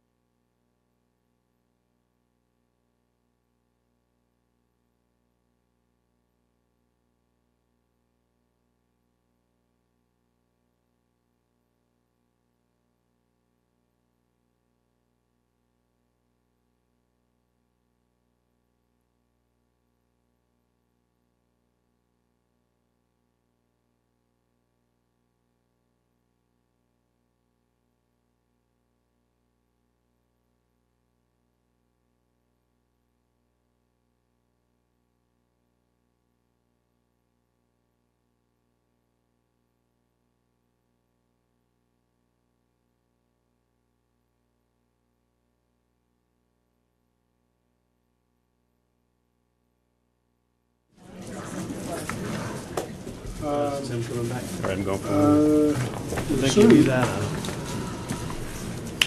Okay, so next up, board members and board chair is goal 2, talent management. And Tammy Otterson and her team are here to share some important information with you about how we're progressing in the area of talent management.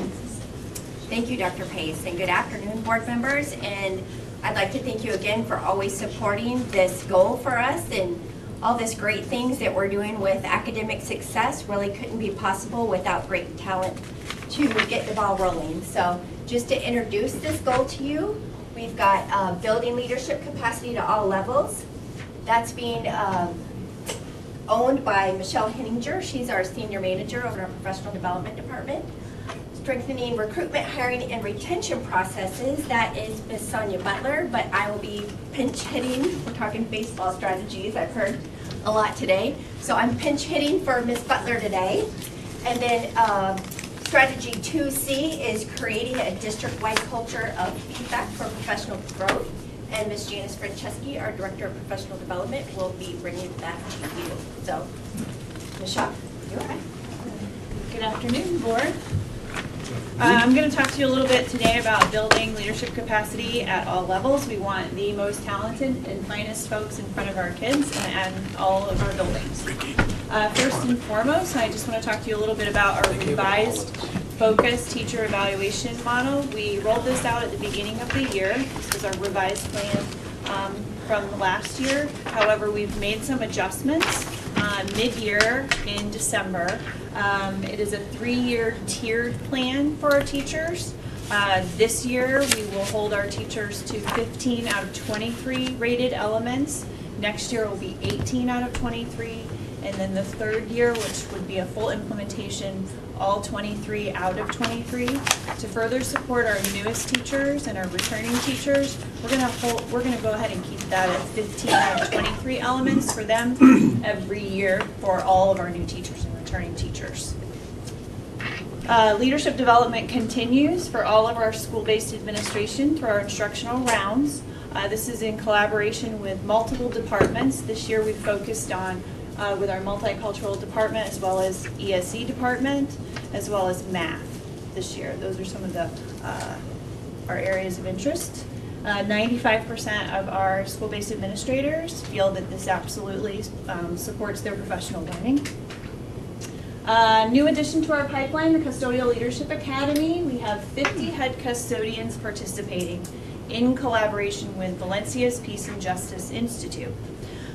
This institute actually helps build those skills to develop empathetic listening, build relationships with those that they work with and those that are working with them.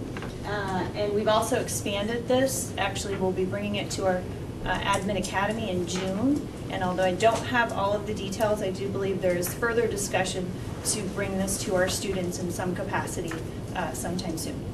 We feel like it would be a great connection to Valencia College. So many of our students go there anyway, and these are principles about how you treat each other, and kind of planning to maybe build on this with the teen summit, anti-violence summits that we used to have several years ago that Sherry Waredka and her team organized. But we feel like the content that Valencia's Peace and Justice Institute brings to the table is really, really valuable.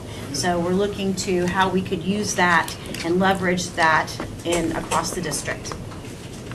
And lastly, this afternoon, I'd like to share with you the Dean's Academy has hosted 4 sessions. This is also in addition to our leadership pipeline with an average participant rate of 68. We tackle topics, sensitive HR topics, real life scenarios that they encounter day to day on campus through scenario-based learning. Sometimes it's through a problem of practice that's real life, and in some cases it's a computer simulation that we'll engage in teams.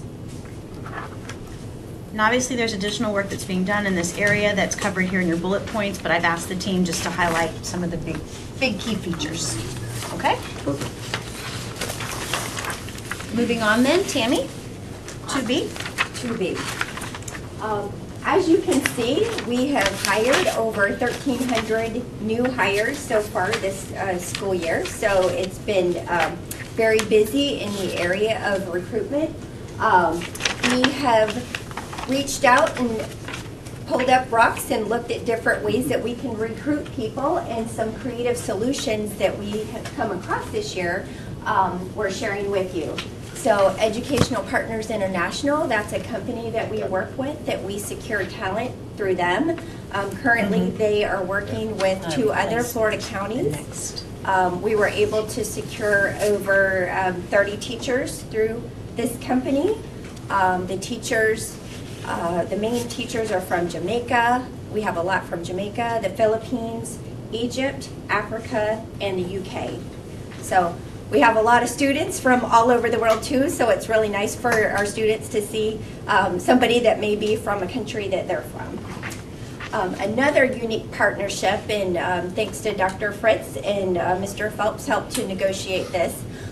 We have great partnerships not only with our students, with our local colleges, but Valencia actually reached out to us because they had trained some math teachers to come back and do work for them as adjunct professors and teachers in math, but they did not have the classes available for them to teach at. So they reached out to us and they said, hey, would you be interested in having these people come to work for Osceola School District? So we've contracted with them, and we actually secured 8 high-quality graduate level teachers to teach in our high schools, which we really didn't even want to share with any other counties to let them know that we're doing something like this, because we were really excited. So good. And they came to us and said, hey, we have this. So I just think that speaks volumes to the relationships that we're building with these colleges and universities. Pop-up job fairs, that's something we're doing now, and what that is we secure a location, we have principals come in, they set up a table, they put a tablecloth on there for their school, and it's kind of like the choice fairs that they go to when the kids want to pick out their schools, so it makes them look attractive. Hey, come over here and talk to me. And we can go into a location. We've been successful over in transportation and the School for the Arts, and we'll have principals set up a table, we have people come in, they go around for about half an hour, set up the interview times. We can get in and out very quickly, and we can secure 30 to 40 new people within probably about 3 to 4 hours of work, and on the principals and our part as far as that day. But it's cost efficient, people can get in and out, and it really saves a lot of time and manpower. One thing that we're really excited about is we've added on a retention and recruitment specialist this year, and some of her duties are mainly assigned to social media outlets, which she is doing some really creative and cool work, and we're really excited about that. We've had over 64,000 reaches since she's come on in the end of July. A few things I wanted to highlight was we have an employee spotlight, which that is a 3-minute or less segment where we reach out to employees, and it's all type of employees. It's not just administrators, it's our food service managers, teachers, I think we've had an athletic director, but they tell their story. Why do they want to be here? Why do they want to be a part of the Osceola County family? That's always been our brand. We tell people you're not a number here, you're a part of our family. What makes you get up and come to work every day? Is it the great leadership that you have? Is it the opportunities that you have for professional development and areas that you can grow as an educator or any staff member? Welcome to the family. That showcases our brand new employees. And what's great about that is it shows off our diverse workforce that we have now. A great story that I like to share is we highlighted an extended day assistant that just came on board. She shared it out because everybody's excited. Oh, I'm on social media, here's my picture. So she shared it out with her friends, and one of her friends approached her and says, oh my gosh, you work for Osceola School District. Well, the friend that she shared it with teaches chemistry. And we were actually able to secure a chemistry teacher from that share out from our extended day assistant. So it just reaches out, and we're able to secure great talent that way. Another thing that is great that I think is our tips on being the best job candidate. We interview principals and administrators, and we get their look-fors on what they want to see when people come in for interviewing. And that gives people an idea of our expectations on what we want to see. So they know when they come in, how should they be dressed, what kind of questions could be asked, and what we're looking for. So it helps them to be better prepared for the interview, but it also, so people's time is not being wasted. They know what we want. The next item I want to talk about is, Before you move on, sure. 2 questions. I'm going to go back up to the first main bullet point on the 1,300 new hires. Yes. Do we know what our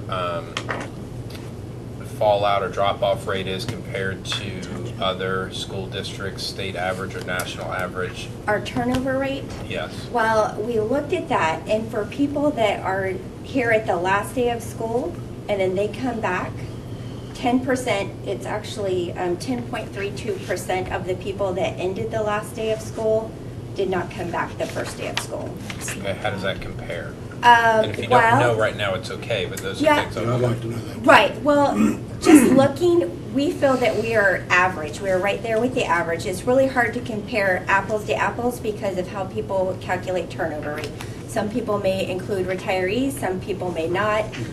There's just different ways that people calculate their turnover rate, but we feel that we are average with industry and in other school districts. 3 years ago, the national teacher turnover rate was averaged between 12 and 16%. And so we feel like that's not a bad number. We were at about 12 a year ago, and I think that was a number that we compared in September as opposed to May to August. So we're continuing to refine how we look at that. But I said to Tammy, anybody who's no longer here, whether they retired, whatever, if they left the district, we need to count that as a part of our turnover And that's the so that we can 10%, develop our justice 10.32%? piece. People that were here, they were here the last day of school, and they started back with us the first day of school. So that would be, so the 10.32 that did not come back would include retirees? That's correct. Yep. That doesn't capture, though, the folks who come and go during the course of the year. Right. And so we still need to look at that number. So I'm going to push back a little bit on this because this is a really important data point for us to understand, particularly as we try to position ourselves and as we have our ongoing conversations with the community at large. That I understand the complexity of finding an apple-to-apple comparison, but we have to find that comparison and we have to know where we stand, and it's the only way we're really going to be able to gauge how effective we are in this space. And it's a major priority for all of us at the table. It's a major priority in our strategic plan, and if we don't really understand that number, we don't know what's falling out the back door while we're opening the front door, we could be creating something or trying to fill something that's not good. So for me, it's, with all due respect, non-negotiable. I want to understand those numbers. And I'd like that to being brought back to the board for us to look at. Understood. And I'd like to add one piece to that, and I know this is a little bit of a funny number, but what does it cost us to recruit and get a teacher up to speed initially versus the money you don't spend on a third-year teacher? Right. So we know what our real cost is of losing 10% or rehiring 10%. And I did some work with Richard Finnegan last year on that particular number, and I will follow back up and make sure we get you that. Okay, so let's go hand in hand. Right, and you're gonna have an average there because it just depends. Like, we have the Project Lead the Way teachers, there's different vocational teachers that we have to provide training for. So they could have to have a $5,000 training for that teacher to get them up and running versus a teacher that may, like a PE teacher, that they may not have to have in-depth training as the others. Sure, but I think starting point would be the baseline data. Yep. And I think, and then all of the specialties we can, okay, I've got more. Okay. As far as, and we've talked about this for a couple of years in different ways, when we talk about recruitment and, we've talked about highlighting you're coming, you're part of Osceola County, we call that our family, not just an employee, so on and so forth. One thing that we probably have missed, and I use video, we've talked about video in the past and some of that, but the Chamber of Commerce, Osceola County, the City of Kissimmee, City of St. Cloud, the Realtor, we all have a vested interest. We're the largest employer year by year in the county, not only by the size and scale of who we are, but also by the number of new people that we're recruiting and inviting into our community. I have to imagine that the economic development departments would be more than happy to put together something that really showcases what life in Osceola County is and what moving here would be. And for us, selfishly, we know that we want to get the best teacher that's not only the most capable, the most compassionate, and the most committed to what our cause and mission is. But from the community at large, as a vested interest as well, is we want those rock stars moving from other parts of the country or the world to our town, because those are now going to be our new residents. They're going to raise their families, invest in our communities, open new businesses, shop in our stores, whatever the case might be. There may be an untapped opportunity for us there in collaboration with some other partners to say, just like the county does with EK. You know, they say, hey, we want you to know that we're the tourist destination. EK, you're charged to make us look amazing so that everybody spends their tourist dollars here instead of Vegas or New York or wherever it may be. We should explore that heavily and think about how do we leverage those partners and some of their work and some of their data points to tell our story more effectively. And we have some of those videos on our recruitment and retention webpage. I'll share those with you, and then we'll talk about how we can build on that effort through collaboration. Good. You good? Tim, you're finished? Yes, I'm good. Okay, Thank good. you. All right, so our next item is our recruitment incentive, and that kicked off after our bargaining agreements were recently board approved in September. Currently, there were 7 teachers that have been recruited through there, and then 14 support staff ranging from professionals, bus drivers and attendants, custodial, and our mental health program manager. Great. It's amazing to me that's only 7. Well, it just started in September, so, and the word's getting Hired out. 789 teachers. I know, yeah. Well, we hope that there will be bigger numbers for next year. 3,500 recruiters out there, 3,700. Well, everybody's a recruiter. We have 8,000. Right, well, I'm talking about specifically, but you're right, everyone. Yeah. Before we do go on, just one thing, and I don't know how how you have a database for this or not, but this has happened twice to me in the last couple months. Graduates from Osceola County schools who are in this case, are about 5 to 6 years out of school, weren't finding things they want. One of them is now a teacher, started, whatever school started back a week ago. The other one will start soon. Is there a way to build a database or keep track of those people as they leave our schools and have some kind of direct push to them on opportunities here as opposed to them having to think about it? I don't know. So you're saying like high school students that leave and then? Went to state left, they Okay. graduated Yeah. 4 or 5 years ago, went to college, got done. I love my In one case, one got a job doing something he didn't really like. He just has started teaching. Does not have a teaching certificate, but he's doing all that, Right. whatever he's got to do. And the other one is just graduating and doing the same thing. And they're both, they happen to be Osceola County high school graduates. But I mean, I'm not going to take any credit, but I think part of the fact I'm on the school board, they know me well, made them think about it. Is there a way to make other people think about it? You know, that might be a great next step for for Diana, right, to kind of tell some of those stories and get that stuff out on social media. Because if they see themselves on our district social media page and then share it with their Facebook ones, and that's going to capture that network of young people that they graduated with. And actually, when I spoke to a new group of senior interns coming in from UCF, and we always ask them, how many of you are graduates of Osceola School District? And I think, Greg, like over half of them raised their hand. Yeah. So, yeah, I'm one. So. Well, let's just don't forget that the people that leave our high schools are a good, Yes. a lot of them have good experiences that go on to college from here. You're looking at a couple of them right here, and yourself. Several of them. Yeah, all of us, yeah. So, Yeah, you we know, believe in it, that's it for may sure. may not be something they think of off the top of their head. It may be something you plant the seed, maybe you get 7 more. We have a Facebook page Okay, for HR. very good. Good to Thank know. you. Yeah, we can target the marketing to graduates, like So- the ads. Dana, we talked about this before. Remember the project we did 15 years ago, whatever it was, where we were highlighting like success stories in the county? Yeah. Do we do anything like that right now? We have done it probably about 4 or 5 years ago was the last time we did it. When we did that video that we were all in? That's just another opportunity too, is, I don't remember how many did, but there were 8 or 10 of us back then. I think you're referring to a monthly ad campaign. Yeah, we did like a newspaper ad or something like that, and it was like Osceola graduate success, and yeah. Just opportunities like that. I think the more people can see. I know I was contacted by a doctor that I worked with when she was moving back here. She grew up here, graduated from Gateway High School, went to college, went to, finished all of her residency and everything, and then wanted to come back home. And now she's living, actually, she technically lives in Orange County, but she's living back here, but she's working here. She's a doctor.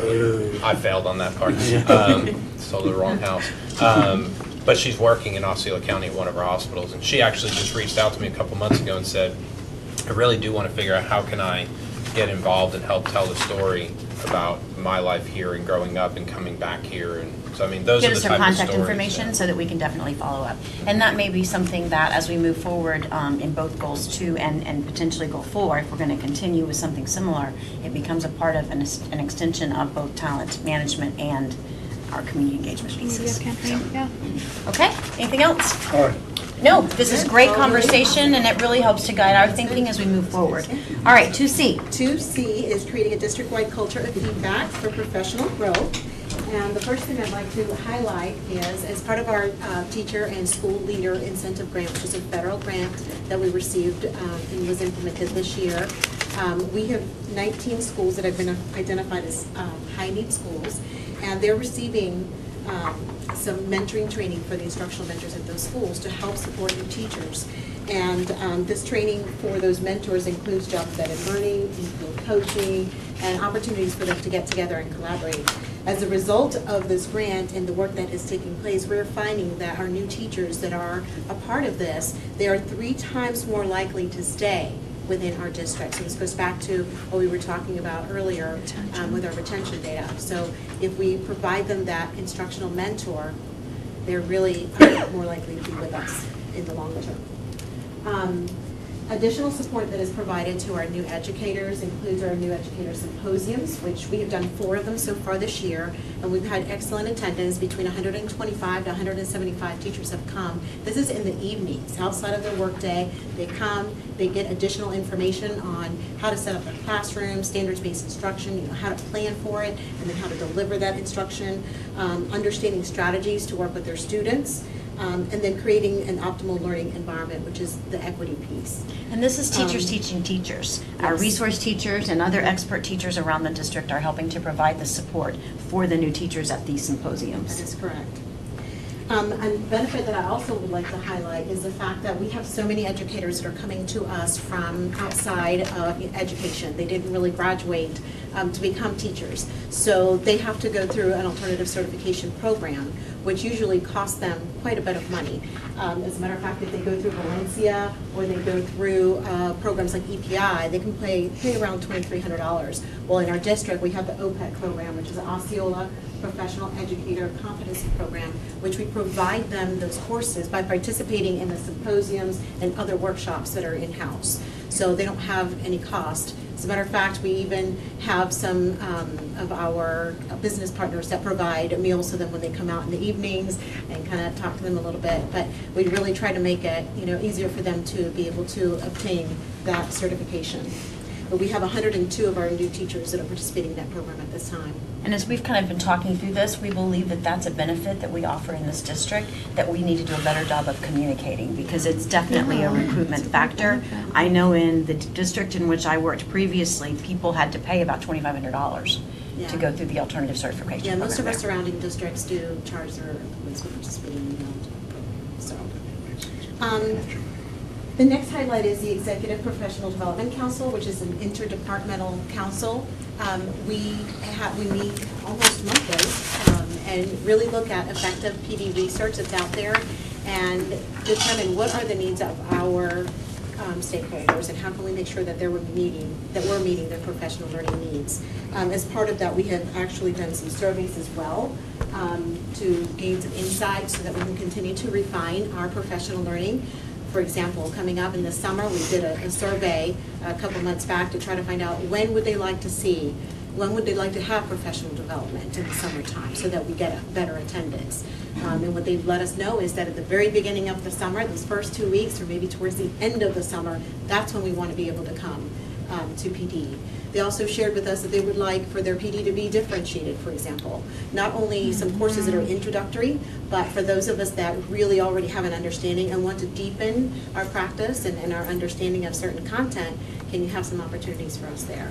So we've really So- tried to take some of the information that Mr. Booth and others have heard on their initial listening tour visits, you know, questioning the value of PD for some of our teachers and the experiences that they've had, to try to do a better job of engaging them and having teachers in the planning process to get to that level of quality that they want and that we want to make sure that we provide. Yes, we're actually opening our doors too. We're participating in the state pilot for the PD protocol, professional quality protocol review, and DOE will be here at the end of this month to take a look at our practices, our policies, and what it is that we're doing with professional learning, and helping us with continuing to grow our program and continue to refine our practice. And then lastly, I just wanted to share with you about our upcoming event. It's actually this Friday, our ESET 2, Elevating and Celebrating Effective Teachers in Teaching. And this is a program that is actually completely developed by a teacher committee, and they're the ones that are going to be presenting their best practices to other teachers. So it's by teachers, for teachers. And that'll be held Friday at the Embassy Suites on 535. I hope that you're able to join us. Last year, we were only able to have about 200 folks there. This year, we're planning for 325. So we're super, super excited that we've been able to expand our reach because we had great feedback on that particular event. Remember, it does start early, but we'd love to have you come by for breakfast, for lunch, or just to swing in when you get, even if you have just a few minutes, to see some of the great things that are happening on Friday. We're opening another room, I imagine, because we were full last week. Yes, they have expanded the space. Much bigger room. Anything else on Goal 2, board members? That's right, thank you. No, thank you. All right, thank you, team. We'll continue now on to fiscal responsibility. Sarah will bring her team up. Let me just say this as we go forward. Thank you for listening to the people that I listen to and working to make some positive changes in what we're doing. I think they'd be very grateful that they see some changes going on for the better, for everybody. So thank you all. Frank wants to do the presentation. Yeah, Frank. Come on, fiscal responsibility. I don't know if this is Frank's. That's not his forte. Actually, he's done great with it. No, good afternoon, school board members. Up to Goal 3, fiscal responsibility, and our goal is to optimize the use of all resources to preserve and protect the taxpayer's investment. Just a quick reminder, we do have the 3 different strategies under Goal 3. So the first is strategy 3A, to evaluate and prioritize the use of resources to impact instructional priorities. And this is really focusing on all of our operational dollars and stretching those to the max. 3A is led by Mr. Jose Gonzalez, our Director of Budget. Next we have 3B, maximize efficient use of capital funding. And Mr. Mark Clinch, our Chief Facilities Officer, heads up this strategy. And lastly, we have 3C, explore alternative revenue sources, which is being led by Mr. Randy Shatera, our Assistant Superintendent for School Operations. And we have a lot of great wins to share with you guys as we are halfway through the year of year 3. So I'm going to turn it over to Jose to talk about 3A. Good afternoon, board. As Sarah mentioned, strategy 3A is about operational savings and operational efficiencies, and I'm pleased to highlight our progress in those areas. So first, our ongoing activity of changing our school start times to establish some common start time ranges for our elementary, middle, and high schools. And the objective there is to be more efficient in how we plan our bus routes. Mr. Shatera and Mr. Preach have been meeting with principals, school advisory committees, and other school and community groups to share our current proposal.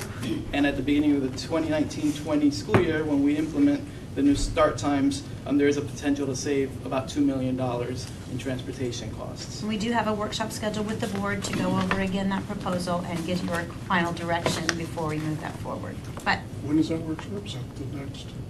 Yeah, it's the next time, right? End of the month. The 25th. 29th. I think next week is our intergovernmental meeting, and then the following week we have the transportation workshop.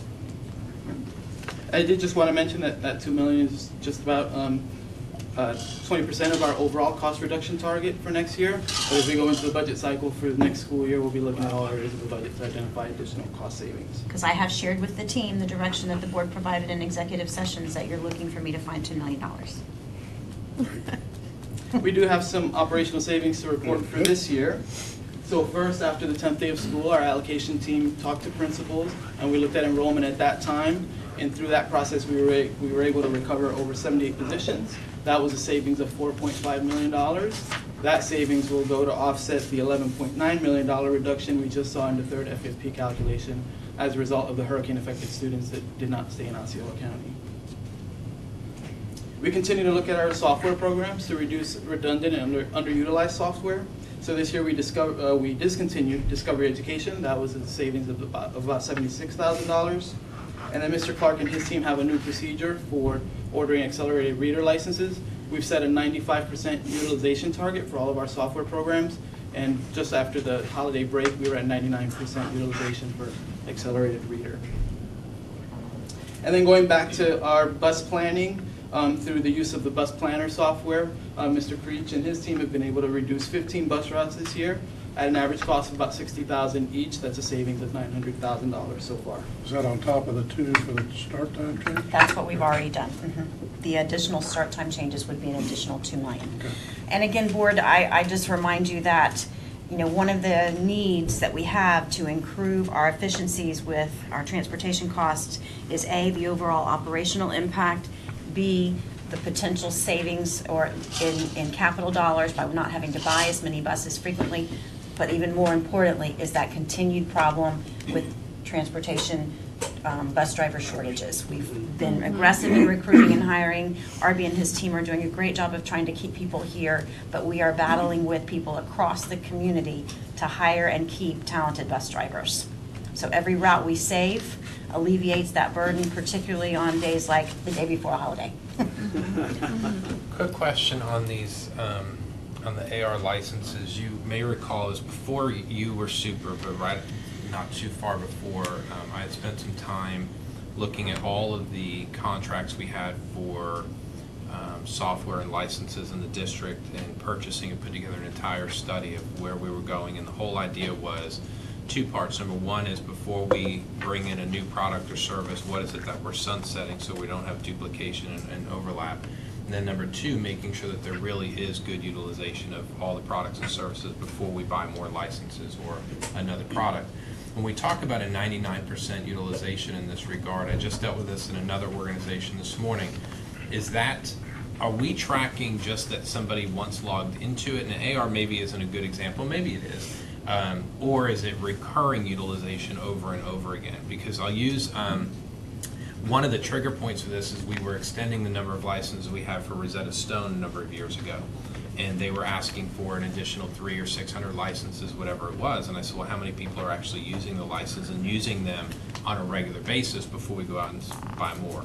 Are we still looking at those? Or is there anything that's happening internally to make sure that we're looking at the utilization of all these things and then looking at eliminating and sunsetting things that aren't being used effectively? Remember, just last year we had sunsetted about $500,000 in software licenses. And yes, we do have a process. Robert, Scott Clark, I don't know if you guys want to give any specifics or what that looks like. Yeah, the 99% is what's actually being used at the time. Is that one time though? No, what's currently being used. So 99% of the licenses, someone is logged in on that day. Okay. How much would that ever flow over time? I can't imagine it's always 99%. And again, if you don't have the number of, now I'm okay with that. I'm just trying to understand and maybe make a point. It's just, it's been increasing as we're hitting that threshold. I think Mr. Mr. Clark just ordered another 269 licenses because we're hitting the threshold of it. Okay. So we're only increasing when we get there. Okay. But that 95% utilization is the average that we're looking at to keep it at least a 95% average use before we're going to decide if we really need this product. Okay.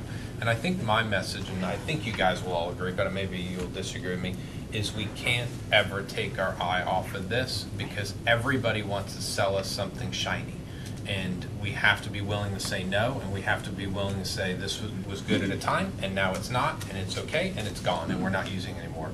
Those are areas where we can constantly look to save dollars and increase time and capacity to focus on other things. Yeah. One of the pieces in your bullet sheets that we didn't bring out, but that I wanted to just share with you on page 2 of the bullet sheet, going back to academic success. You know, one of the new software tools that we implemented this year was what we described as Elevation to help support our L kids. We kind of backed off of a full push for implementation because people were feeling so overwhelmed, but at the same time we wanted to get this rolled out. So just if you look at in the middle of down towards the bottom of the page, there's a chart here that highlights the fact that we are monitoring usage of that software as we go along. So we had 935 classroom teachers who participated in training so far. Those who've logged in within the last 3 months is 869, and in the last 30 days, it's 59%.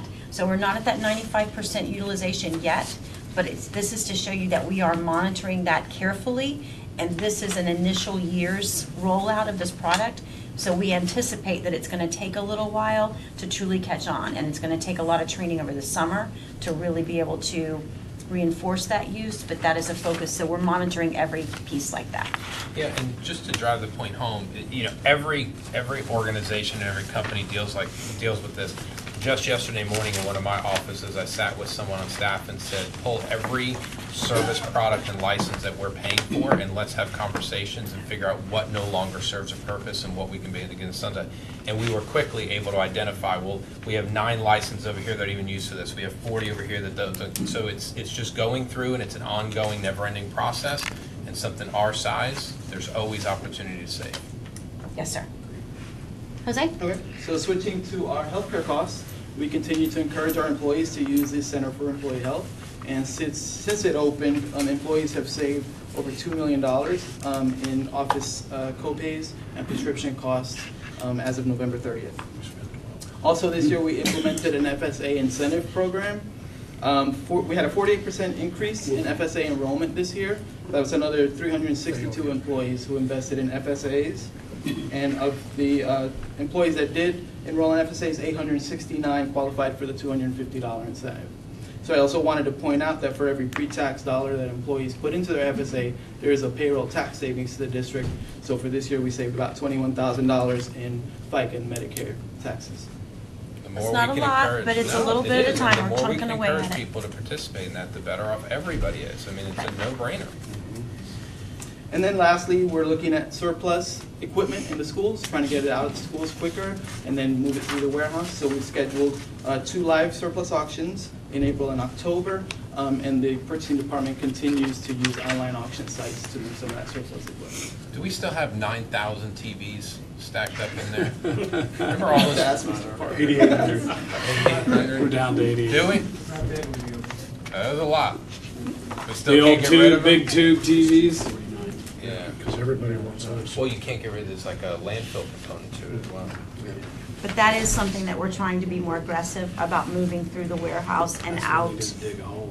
We've also had more interest from some private schools for some donations of equipment that you may have seen on the school board agenda. So, but the most important thing is if it's just taking up space here, let's see what we can do to get it out. Okay? Anything else? Thank you, Jose. Okay, Mr. Clinch? Good afternoon, Board. This is Strategy 3B, and I will stretch our capital dollars. First strategy, reduce overall energy consumption.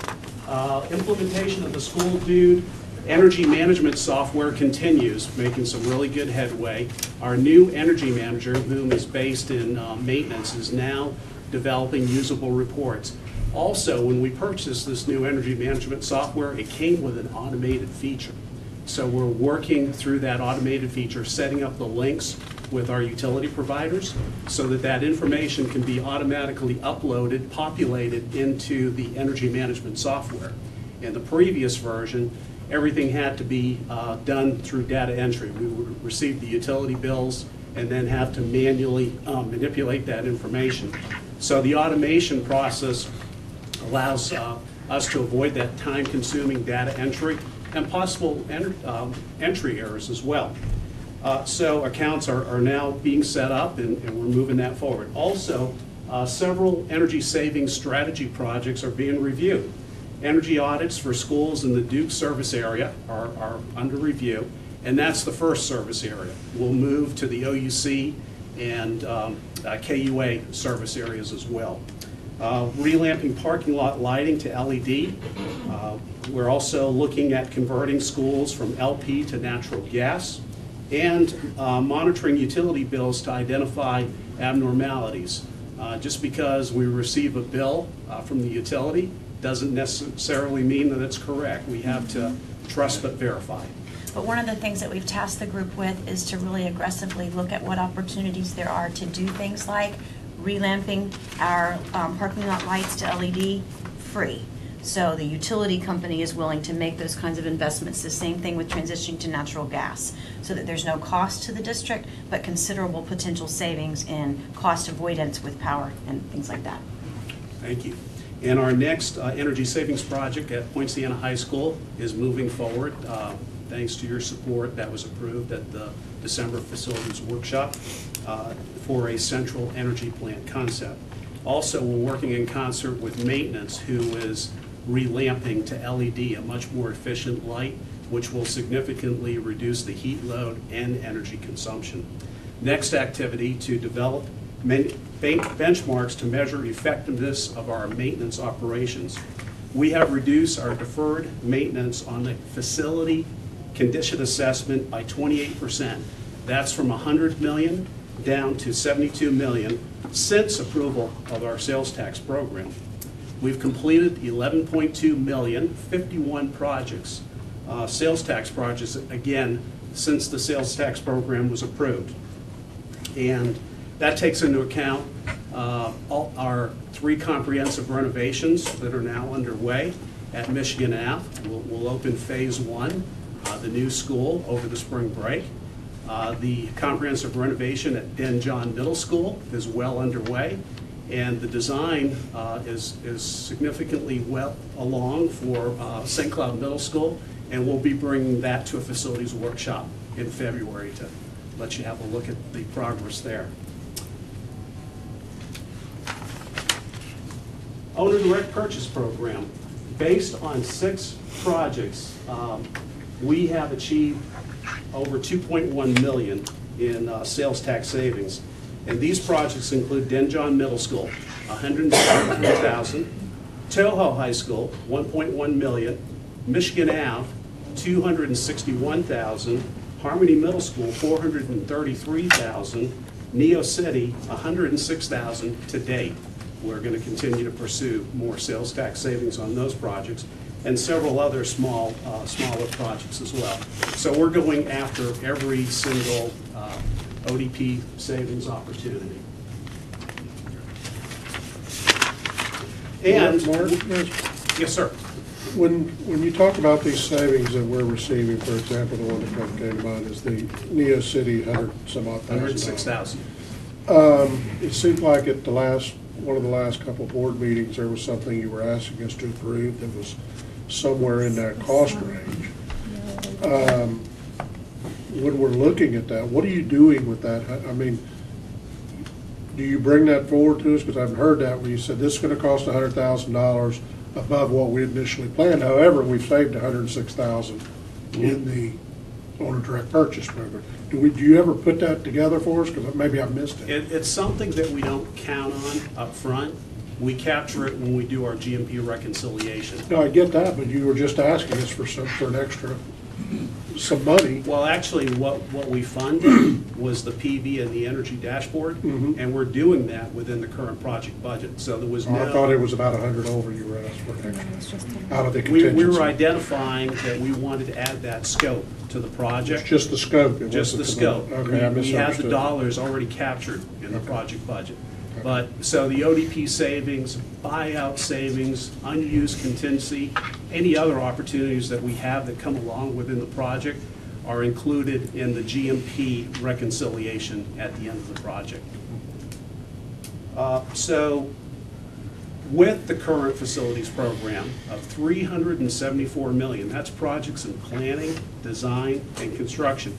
And the fact that we now have well-established ODP goals in all our contracts, we anticipate, and that's 20% on comprehensive renovations, 30% on new greenfield projects.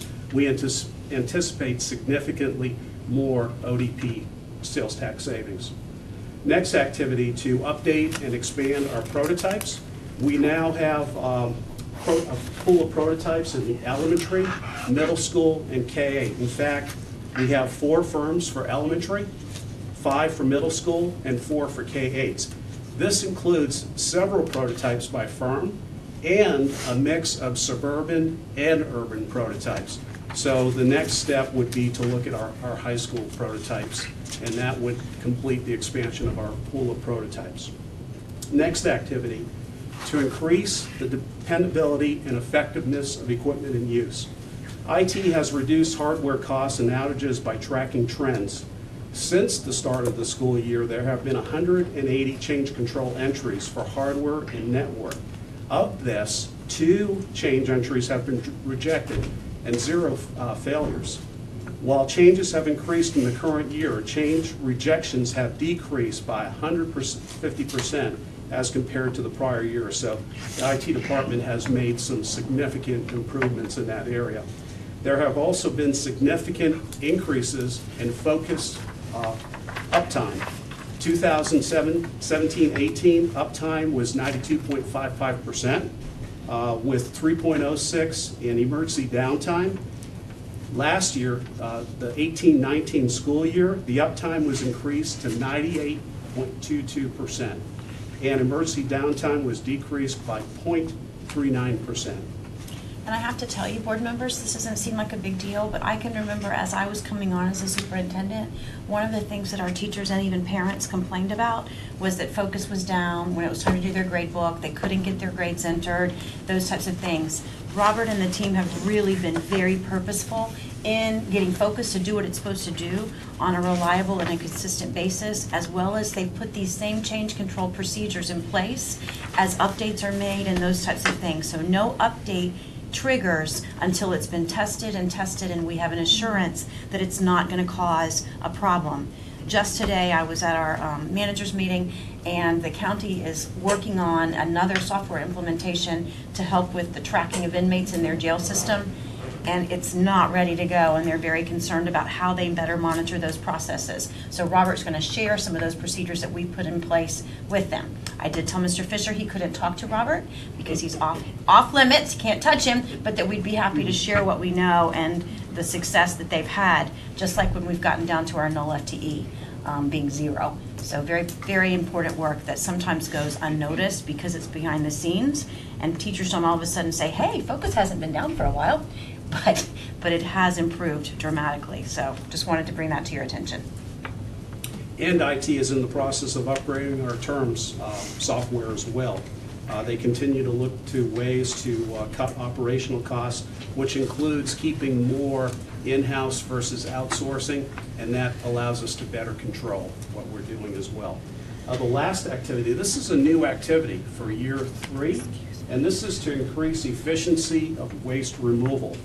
Our energy manager is working collaboratively with our procurement department to find ways to streamline waste removal. Dumpsters and compactors have already been right-sized at several schools. Our energy manager is currently evaluating historical data in order to generate a waste removal efficiency program, and this is estimated to save $100,000 annually in operational costs. Also, a cardboard recycling program is being piloted that could create a revenue stream for the district as well.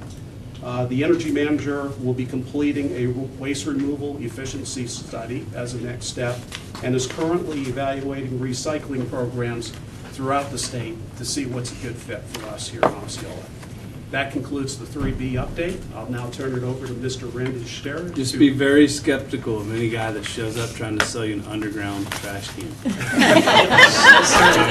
Watch that guy. Mr. Randy Ster. Nothing's changed since 5th grade, has it? I get to share alternative revenue sources, funds that we've brought into the district through some various programs. So to start off with, we have marketing efforts that have generated a total of $317,000 from in-cash and donations in kind since July of 2018. That's largely focused from Readiness Department. Yeah, can I stop right there? Yep. Just, so when we talk about this 300, and I think Matt's done a fantastic job, and this is his department, right? So when we talk about 317 cash, I want to know how much is cash, and I want to know how much is donations. The cash is actually listed on your bullets page. Oh, on the bigger, this one here? Yes, sir. Okay, great. I think it was about 78,000 from. So it's about, okay. And keep in mind as well that actually it's 133 in cash, 191 in donations. Okay. on No, page, and that's great. it's on I page just 21. like to Yeah. know. And I also do send you Jana's quarterly information. Okay, moving on. District website advertisements with EFP, that's the company we've been using. They've generated $33,000 since March of 2017, but we've expanded and we now have the potential for Dana's department to add their own ads up there with a potential for $80,000 a year, Matt's estimate. Here's the biggie. Credit card rebates to date have generated $560,000 for us. That's awesome. It's a 58% increase over last year. So Yeah. that's what We're spending a lot more accounts money. payable department. Yeah. Well, yes. We're just paying for it in a And we different are way. planning on having a check presentation at the next board meeting. We also wanted to highlight a couple of grants, well, 3 grants that we received. The Educational Facilities Grant, that's the one for security measures, $2.2 million. The Federal Impact Aid, $4.9 million. And the Federal Restart at $1.7 million.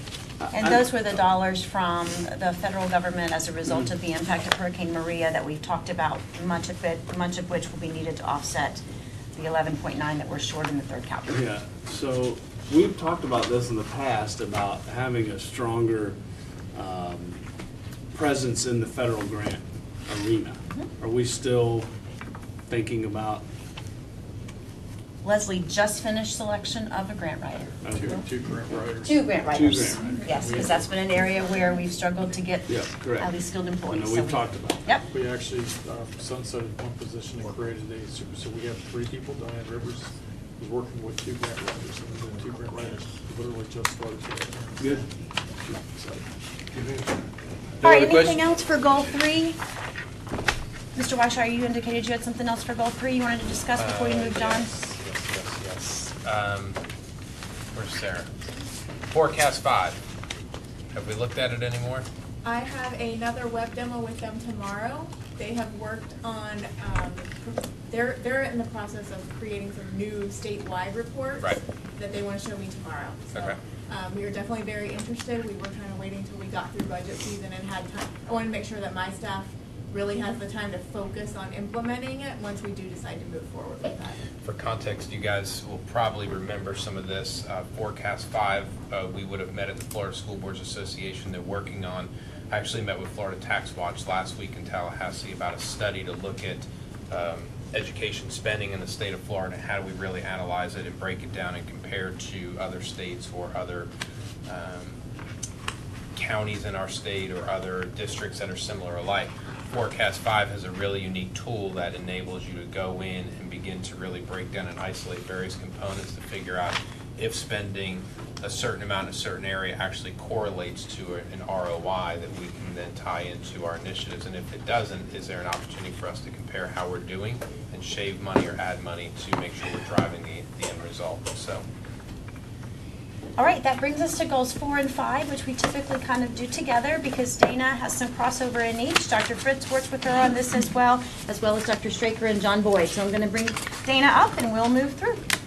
It's currently 4:19, so we're here until about 5 o'clock, but I think with these typically go pretty fast, and then we'll have plenty of time for the board to provide discussion and feedback for us. Good afternoon. We're very pleased with the progress that we will share with you today on Goal 4, which is community engagement, which I own, as Dr. Pace said, and also Goal 5, which is governance, and that is owned by Dr. Fritz, with Dr. Straker and myself being team leads to support him. So we'll start with strategy 4A, and that is to communicate the value that education and educational professionals add to the Osceola community. Activity 1 is to expand recognition of high-impact teachers across the district. Board members, Superintendent Pace, and leadership team members conducted 75 surprise visits to high-impact teachers in October and November of 2018. And we selected, at your guidance, AP teachers, those with the passing percentages above the state average, IB teachers, those with passing percentages above the world average, and industry certification, those teachers that had the highest pass rates, 90% or above in the district. We received informal feedback that the visits were extremely well received across the district, and in the spring we will do another round of recognition with teachers being recognized for their BAM scores and also their iReady scores. And board members, I would just remind you that this came as a result of your feedback to say that you really wanted to be able to reach more teachers with our high impact recognition and go beyond the state's BAM scores. So we will be able to recognize teachers K through 12 through the course of the year in this process. Activity 2 was to create a high-quality visual identity for each school to build a consistent brand focus on success and school pride. A vendor has been contracted with for logo redesigns for all elementary, middle, and K-8 schools at a 40% discount for this project. I do want to mention that funds have been identified so that no tax dollars are going to be utilized for this project. We kicked off the project with the head designer and the team lead at the end of last week, and we have an anticipated time frame of 2 to 3 months for the project. So we are on the move with this one as well. Activity 3 is to formalize guidelines on how schools communicate using which platform that we have. Communication guidelines were drafted and distributed to schools in July of 2018. The district's webmaster, Carlos Hernandez, monitors the daily use of the emergency call-out notification system, and he really works every day to provide guidance to the schools about following the guidelines. And I'm pleased to say that we've seen a decrease in the use of the call-out system by 83.96% from last year to this school year at the same time. So really now the system is only used for emergency notifications. And in doing so, we have seen a great improvement of the number of schools posting the daily information and good news stuff on social media. So they have really grabbed onto social media, and we have steered them clear. So now when parents get calls, it is for emergency purposes. And I am glad you were paying attention. I was want going to to give you say the teacher look. Yes. I do want to say I appreciate you making that change, because I haven't got a call yesterday or the day before. It was an invitation from Principal Meechan at Neo City, which I was okay with. Yeah. And that was fine. Yeah.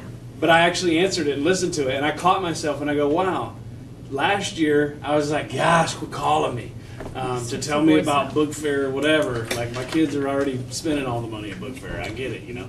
I hope Ms. Veralt doesn't kill me, because I'm always using her example, but thank you, because I do actually listen, because I'm getting a lot fewer calls. Good. And so I appreciate that. We've reduced to 84%, so we're very pleased. Activity 4 is to develop an online platform where all stakeholders can regularly share students, staff, and school successes and good news. The Community Relations Department has developed a website called Share Your Great, and it encourages all stakeholders to share the story of success in the Osceola School District and what everybody's individual success is as we move from good to great. And it can't be just the Community Relations Department telling the story. We want students and teachers and employees and parents. And to date, we have over 60 submissions that we've received in 4 key areas. It's inspirational people, heartwarming stories, powerful movements, and creative outlets. And as we continue to market Share Your Great, this is really where we're building our social media good news stories from, and also making sure all good stuff is on the website. So that has been very, very successful. So we're moving on to 4B, which is to engage community stakeholders to build understanding of the importance of education in our community's future. And I'm going to do activity 1 and activity 2 together.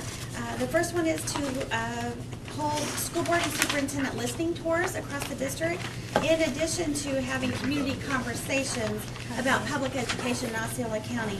And as you know, we're working closely with Ms. Colbert and Dr. Pace and the board members, each individually, to help you schedule those listening tours with employees and also out in the community.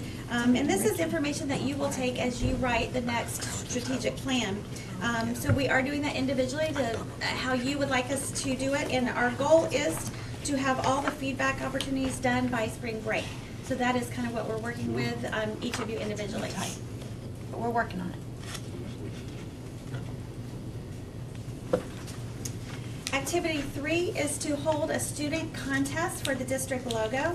So as you know, we have 4-person student teams that have been created at the high schools, and they involve graphic art students. And we are working in conjunction with our industry partner, REACH, and we have a workshop with the school board on January 29th where teams are going to present their logo ideas to you for consideration, so we're very excited. It truly has been, in working with Melanie and the CTE folks, a learning experience for the kids. They have deliverables every 2 weeks that they have to turn in to their teachers and to our friends at REACH, and so it has been certainly a contest, but it's also a very good learning experience for the kids, and so I think they've gotten a lot out of it, and I'll be excited to see what kind of designs are offered. So I'm going to turn it over to Dr. Straker for strategy goal 5. Good afternoon, School Board Superintendents, team leaders. Goal strategy 5A is building capacity of district and school leadership. We've got 3 activities here. The first activity is to participate in training and certification specific to the school board superintendent and principals. I'd like to say that activity 1, we are now going to have the second cohort of leaders going to Harvard Institutes in the spring of 2019. We have 3 senior leadership who have been selected to attend the Harvard Institute of Superintendents, which is Mr. Phelps, Mr. Allen, and Dr. Reinhardt. And we've also got 3 principals who have been selected to attend the Harvard Institute of Strategic Leadership, which is Mr. James Long, Dr. Shunda Evans, and Mr. David Knowles. We had great feedback last year when the teams went, and we really do believe that this is a worthwhile activity for our leaders to go to, and they get a lot from it. Activity 2, which is utilise research materials to develop best practices for engaging stakeholders into the school improvement progress. This year, our major implementation in 5A was the school stocktake. We took the district stocktake, which we've had great success with, and the leadership decided that we would move it into the schools as part of the monitoring system of the school improvement plan, which the monitoring system has been missing from the school improvement plan for so long. And the school stocktake, or the district stocktake methodology, really goes hand in hand with the school improvement plan. So we moved the district stocktake, altering it a little bit, into the school stocktake. We partnered with Deliver Head, which was part of the district stocktake, and they came out in June and July and trained our principals, system principals, and our leadership teams during that time. And then we implemented our meetings, or the monthly meeting, in September. The district has been going out for, we've observed and have given feedback to 63 schools so far on the stocktake. We're very active in the schools when stocktakes are taking place, and we're very active at listening and supporting the schools in this endeavour, because we do really believe that this is working. We had several focus schools which we chose, which we worked with individually, and we worked with more than some of the others, which we will be going out to the others as well. But these were focus schools because we wanted them to be model schools. We wanted them to show best practices, excellent methodology, and we wanted them to be able to share to the other schools that the school stocktake works. And we've also, just a few weeks ago, we actually videoed Westside KA, which we're editing now, which will go out to all the schools to show how best practice in a model stocktake should proceed, because they really have embraced the process. I would like to report that all schools have embraced it in the process, and it's bringing a focus to the school improvement plans and the action steps within the plans, ensuring that continuous improvement is happening in the schools and accountability is being given to the schools and to the staff on their school improvement plan. This can be seen by these survey results, which was completed in December, and some of them you will see in your bullet points, but we had over a 90% rating on 4 of our questions, which we're asking them how they felt about this system, and 96.37% of them agreed or strongly agreed that the process is allowing them to focus on the implementation of the school improvement plan, which that's what we wanted them to do. And when you go around and watch them, the conversation is so rigorous. The problem solving goes far.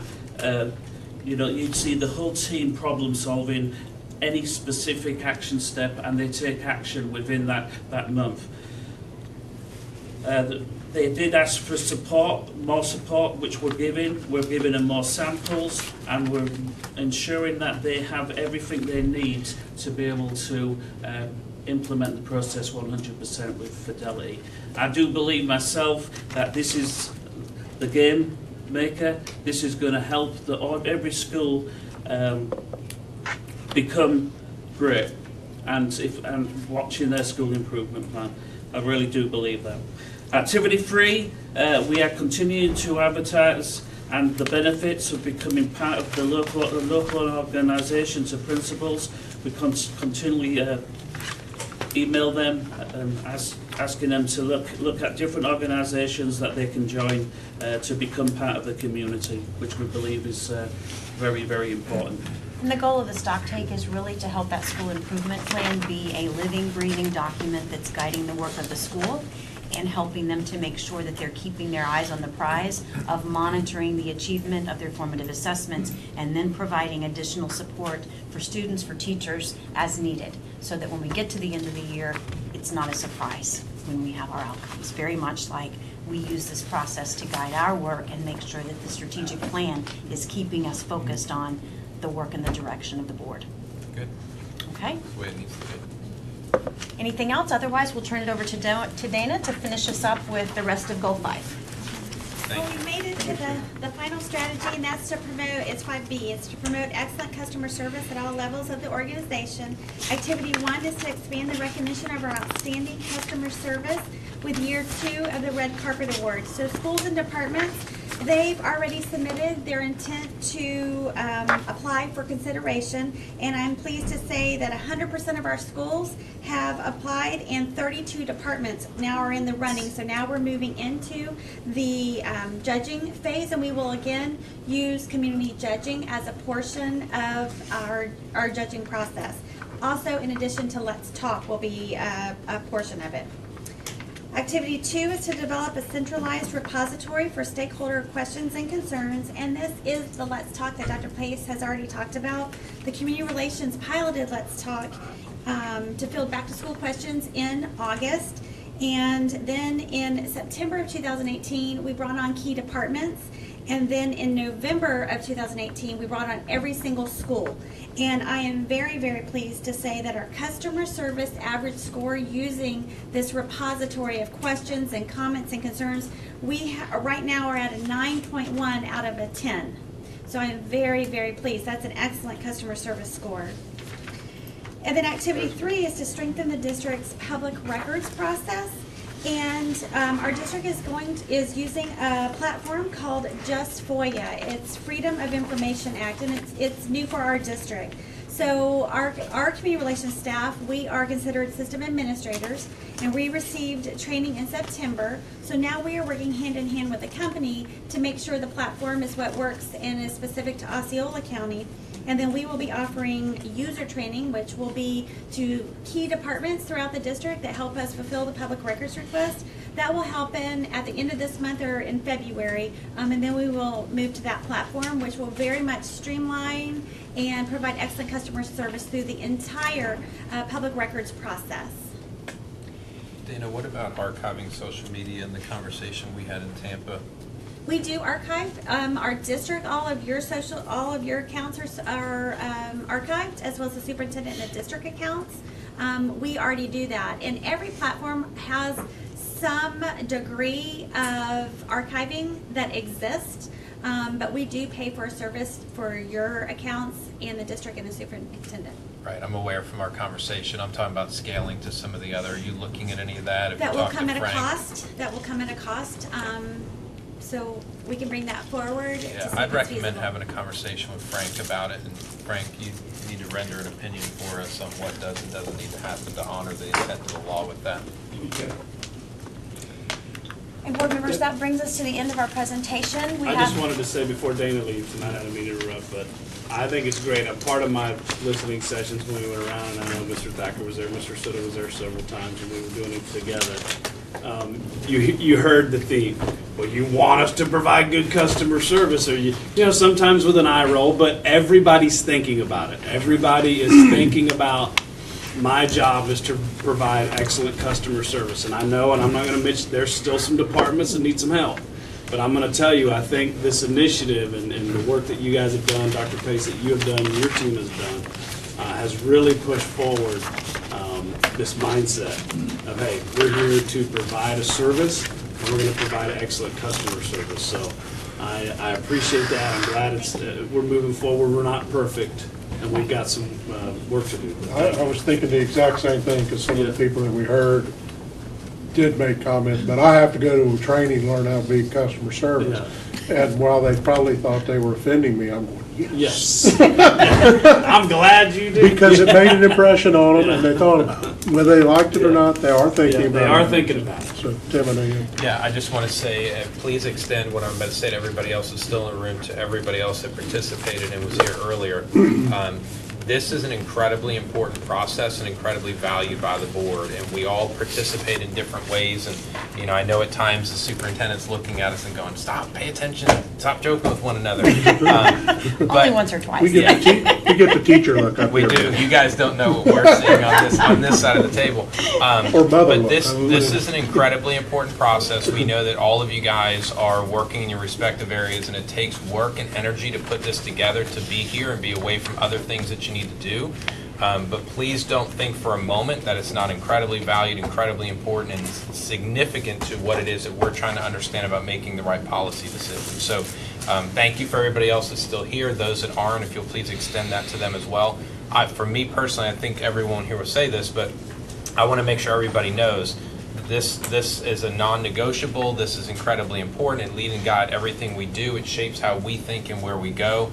And I know sometimes these report out sessions can be painful for people because there's other things that they may be wanting to work on. But for me as a school board member, and I think for us as a board, we would be incredibly disappointed if this didn't exist and we had to force it into play. And the fact that you take ownership of it and present it to us in the way you do, I'm grateful for. I want to add to that too. There's actually basically three things that the five of us are charged with. It's the budget, superintendent and the attorney, and our strategic plan. So this is one of our three charges.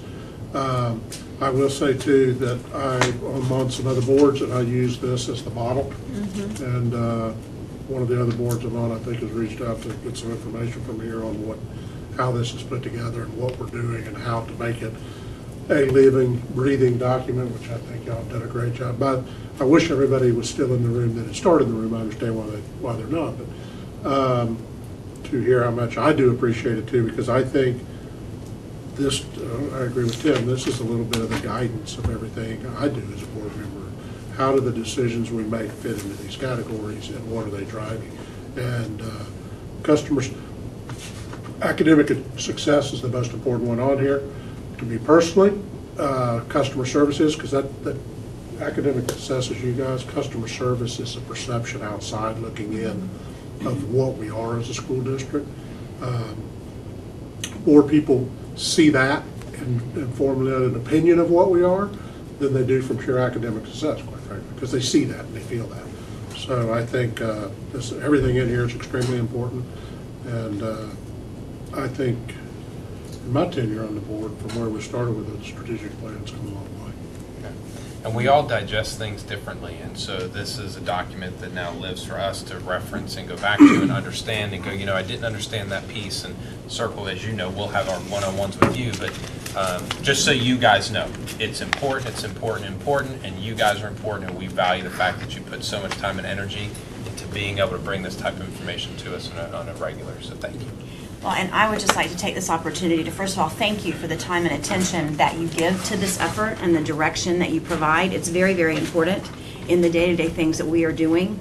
But I also have to say thank you to everybody in this room and those who may have gone back to do some of their other business. As we move through this process, you know, I meet individually with goal owners on a regular basis, but twice a year, we all come together to hear and share what's happening in all 5 goals so that we all stay committed to the whole plan, because it doesn't exist in isolation. Academic success doesn't happen without talent management and fiscal responsibility and all of those other things. It all has to work together in one cohesive unit. And it's not me, it's not Scott and Tom, although they certainly are very important in helping me to lead this effort, but it's all these folks in the room who are doing the work and leading their efforts in their particular fields to provide feedback and communication and keep things going for us. So I appreciate you. I very much appreciate all of them. And certainly, as we move forward over the next couple of months in gathering additional stakeholder feedback and thinking about where we go next with our strategic plan, your guidance, your direction, your comments, your questions help us to know where we need to go next. So thank you. Virtual group hug. Calvin, comments, thoughts? I really can't add anything to what I've heard. Well, I can, because obviously I'm new, so for me this is exceptionally important. It's very different to look at this online and then actually see the work that goes into it. Excuse me if I ask a lot of questions, I have to, because our chairman said, this is what this is what we do, so I really want to make sure that I understand this. So I appreciate everybody putting all the work, and I know that I've talked to some of you guys individually about certain things, and I took notes, so expect emails. I will be contacting you guys for more questions, but this really is exceptionally helpful to someone who does not have the historical knowledge that these gentlemen do, to really help me understand how I'm going to proceed for the next 4 years. Thank you. Do you have anything else? Ricky, if not, we will stay adjourned for 45 minutes. Thank you. Oh, yes.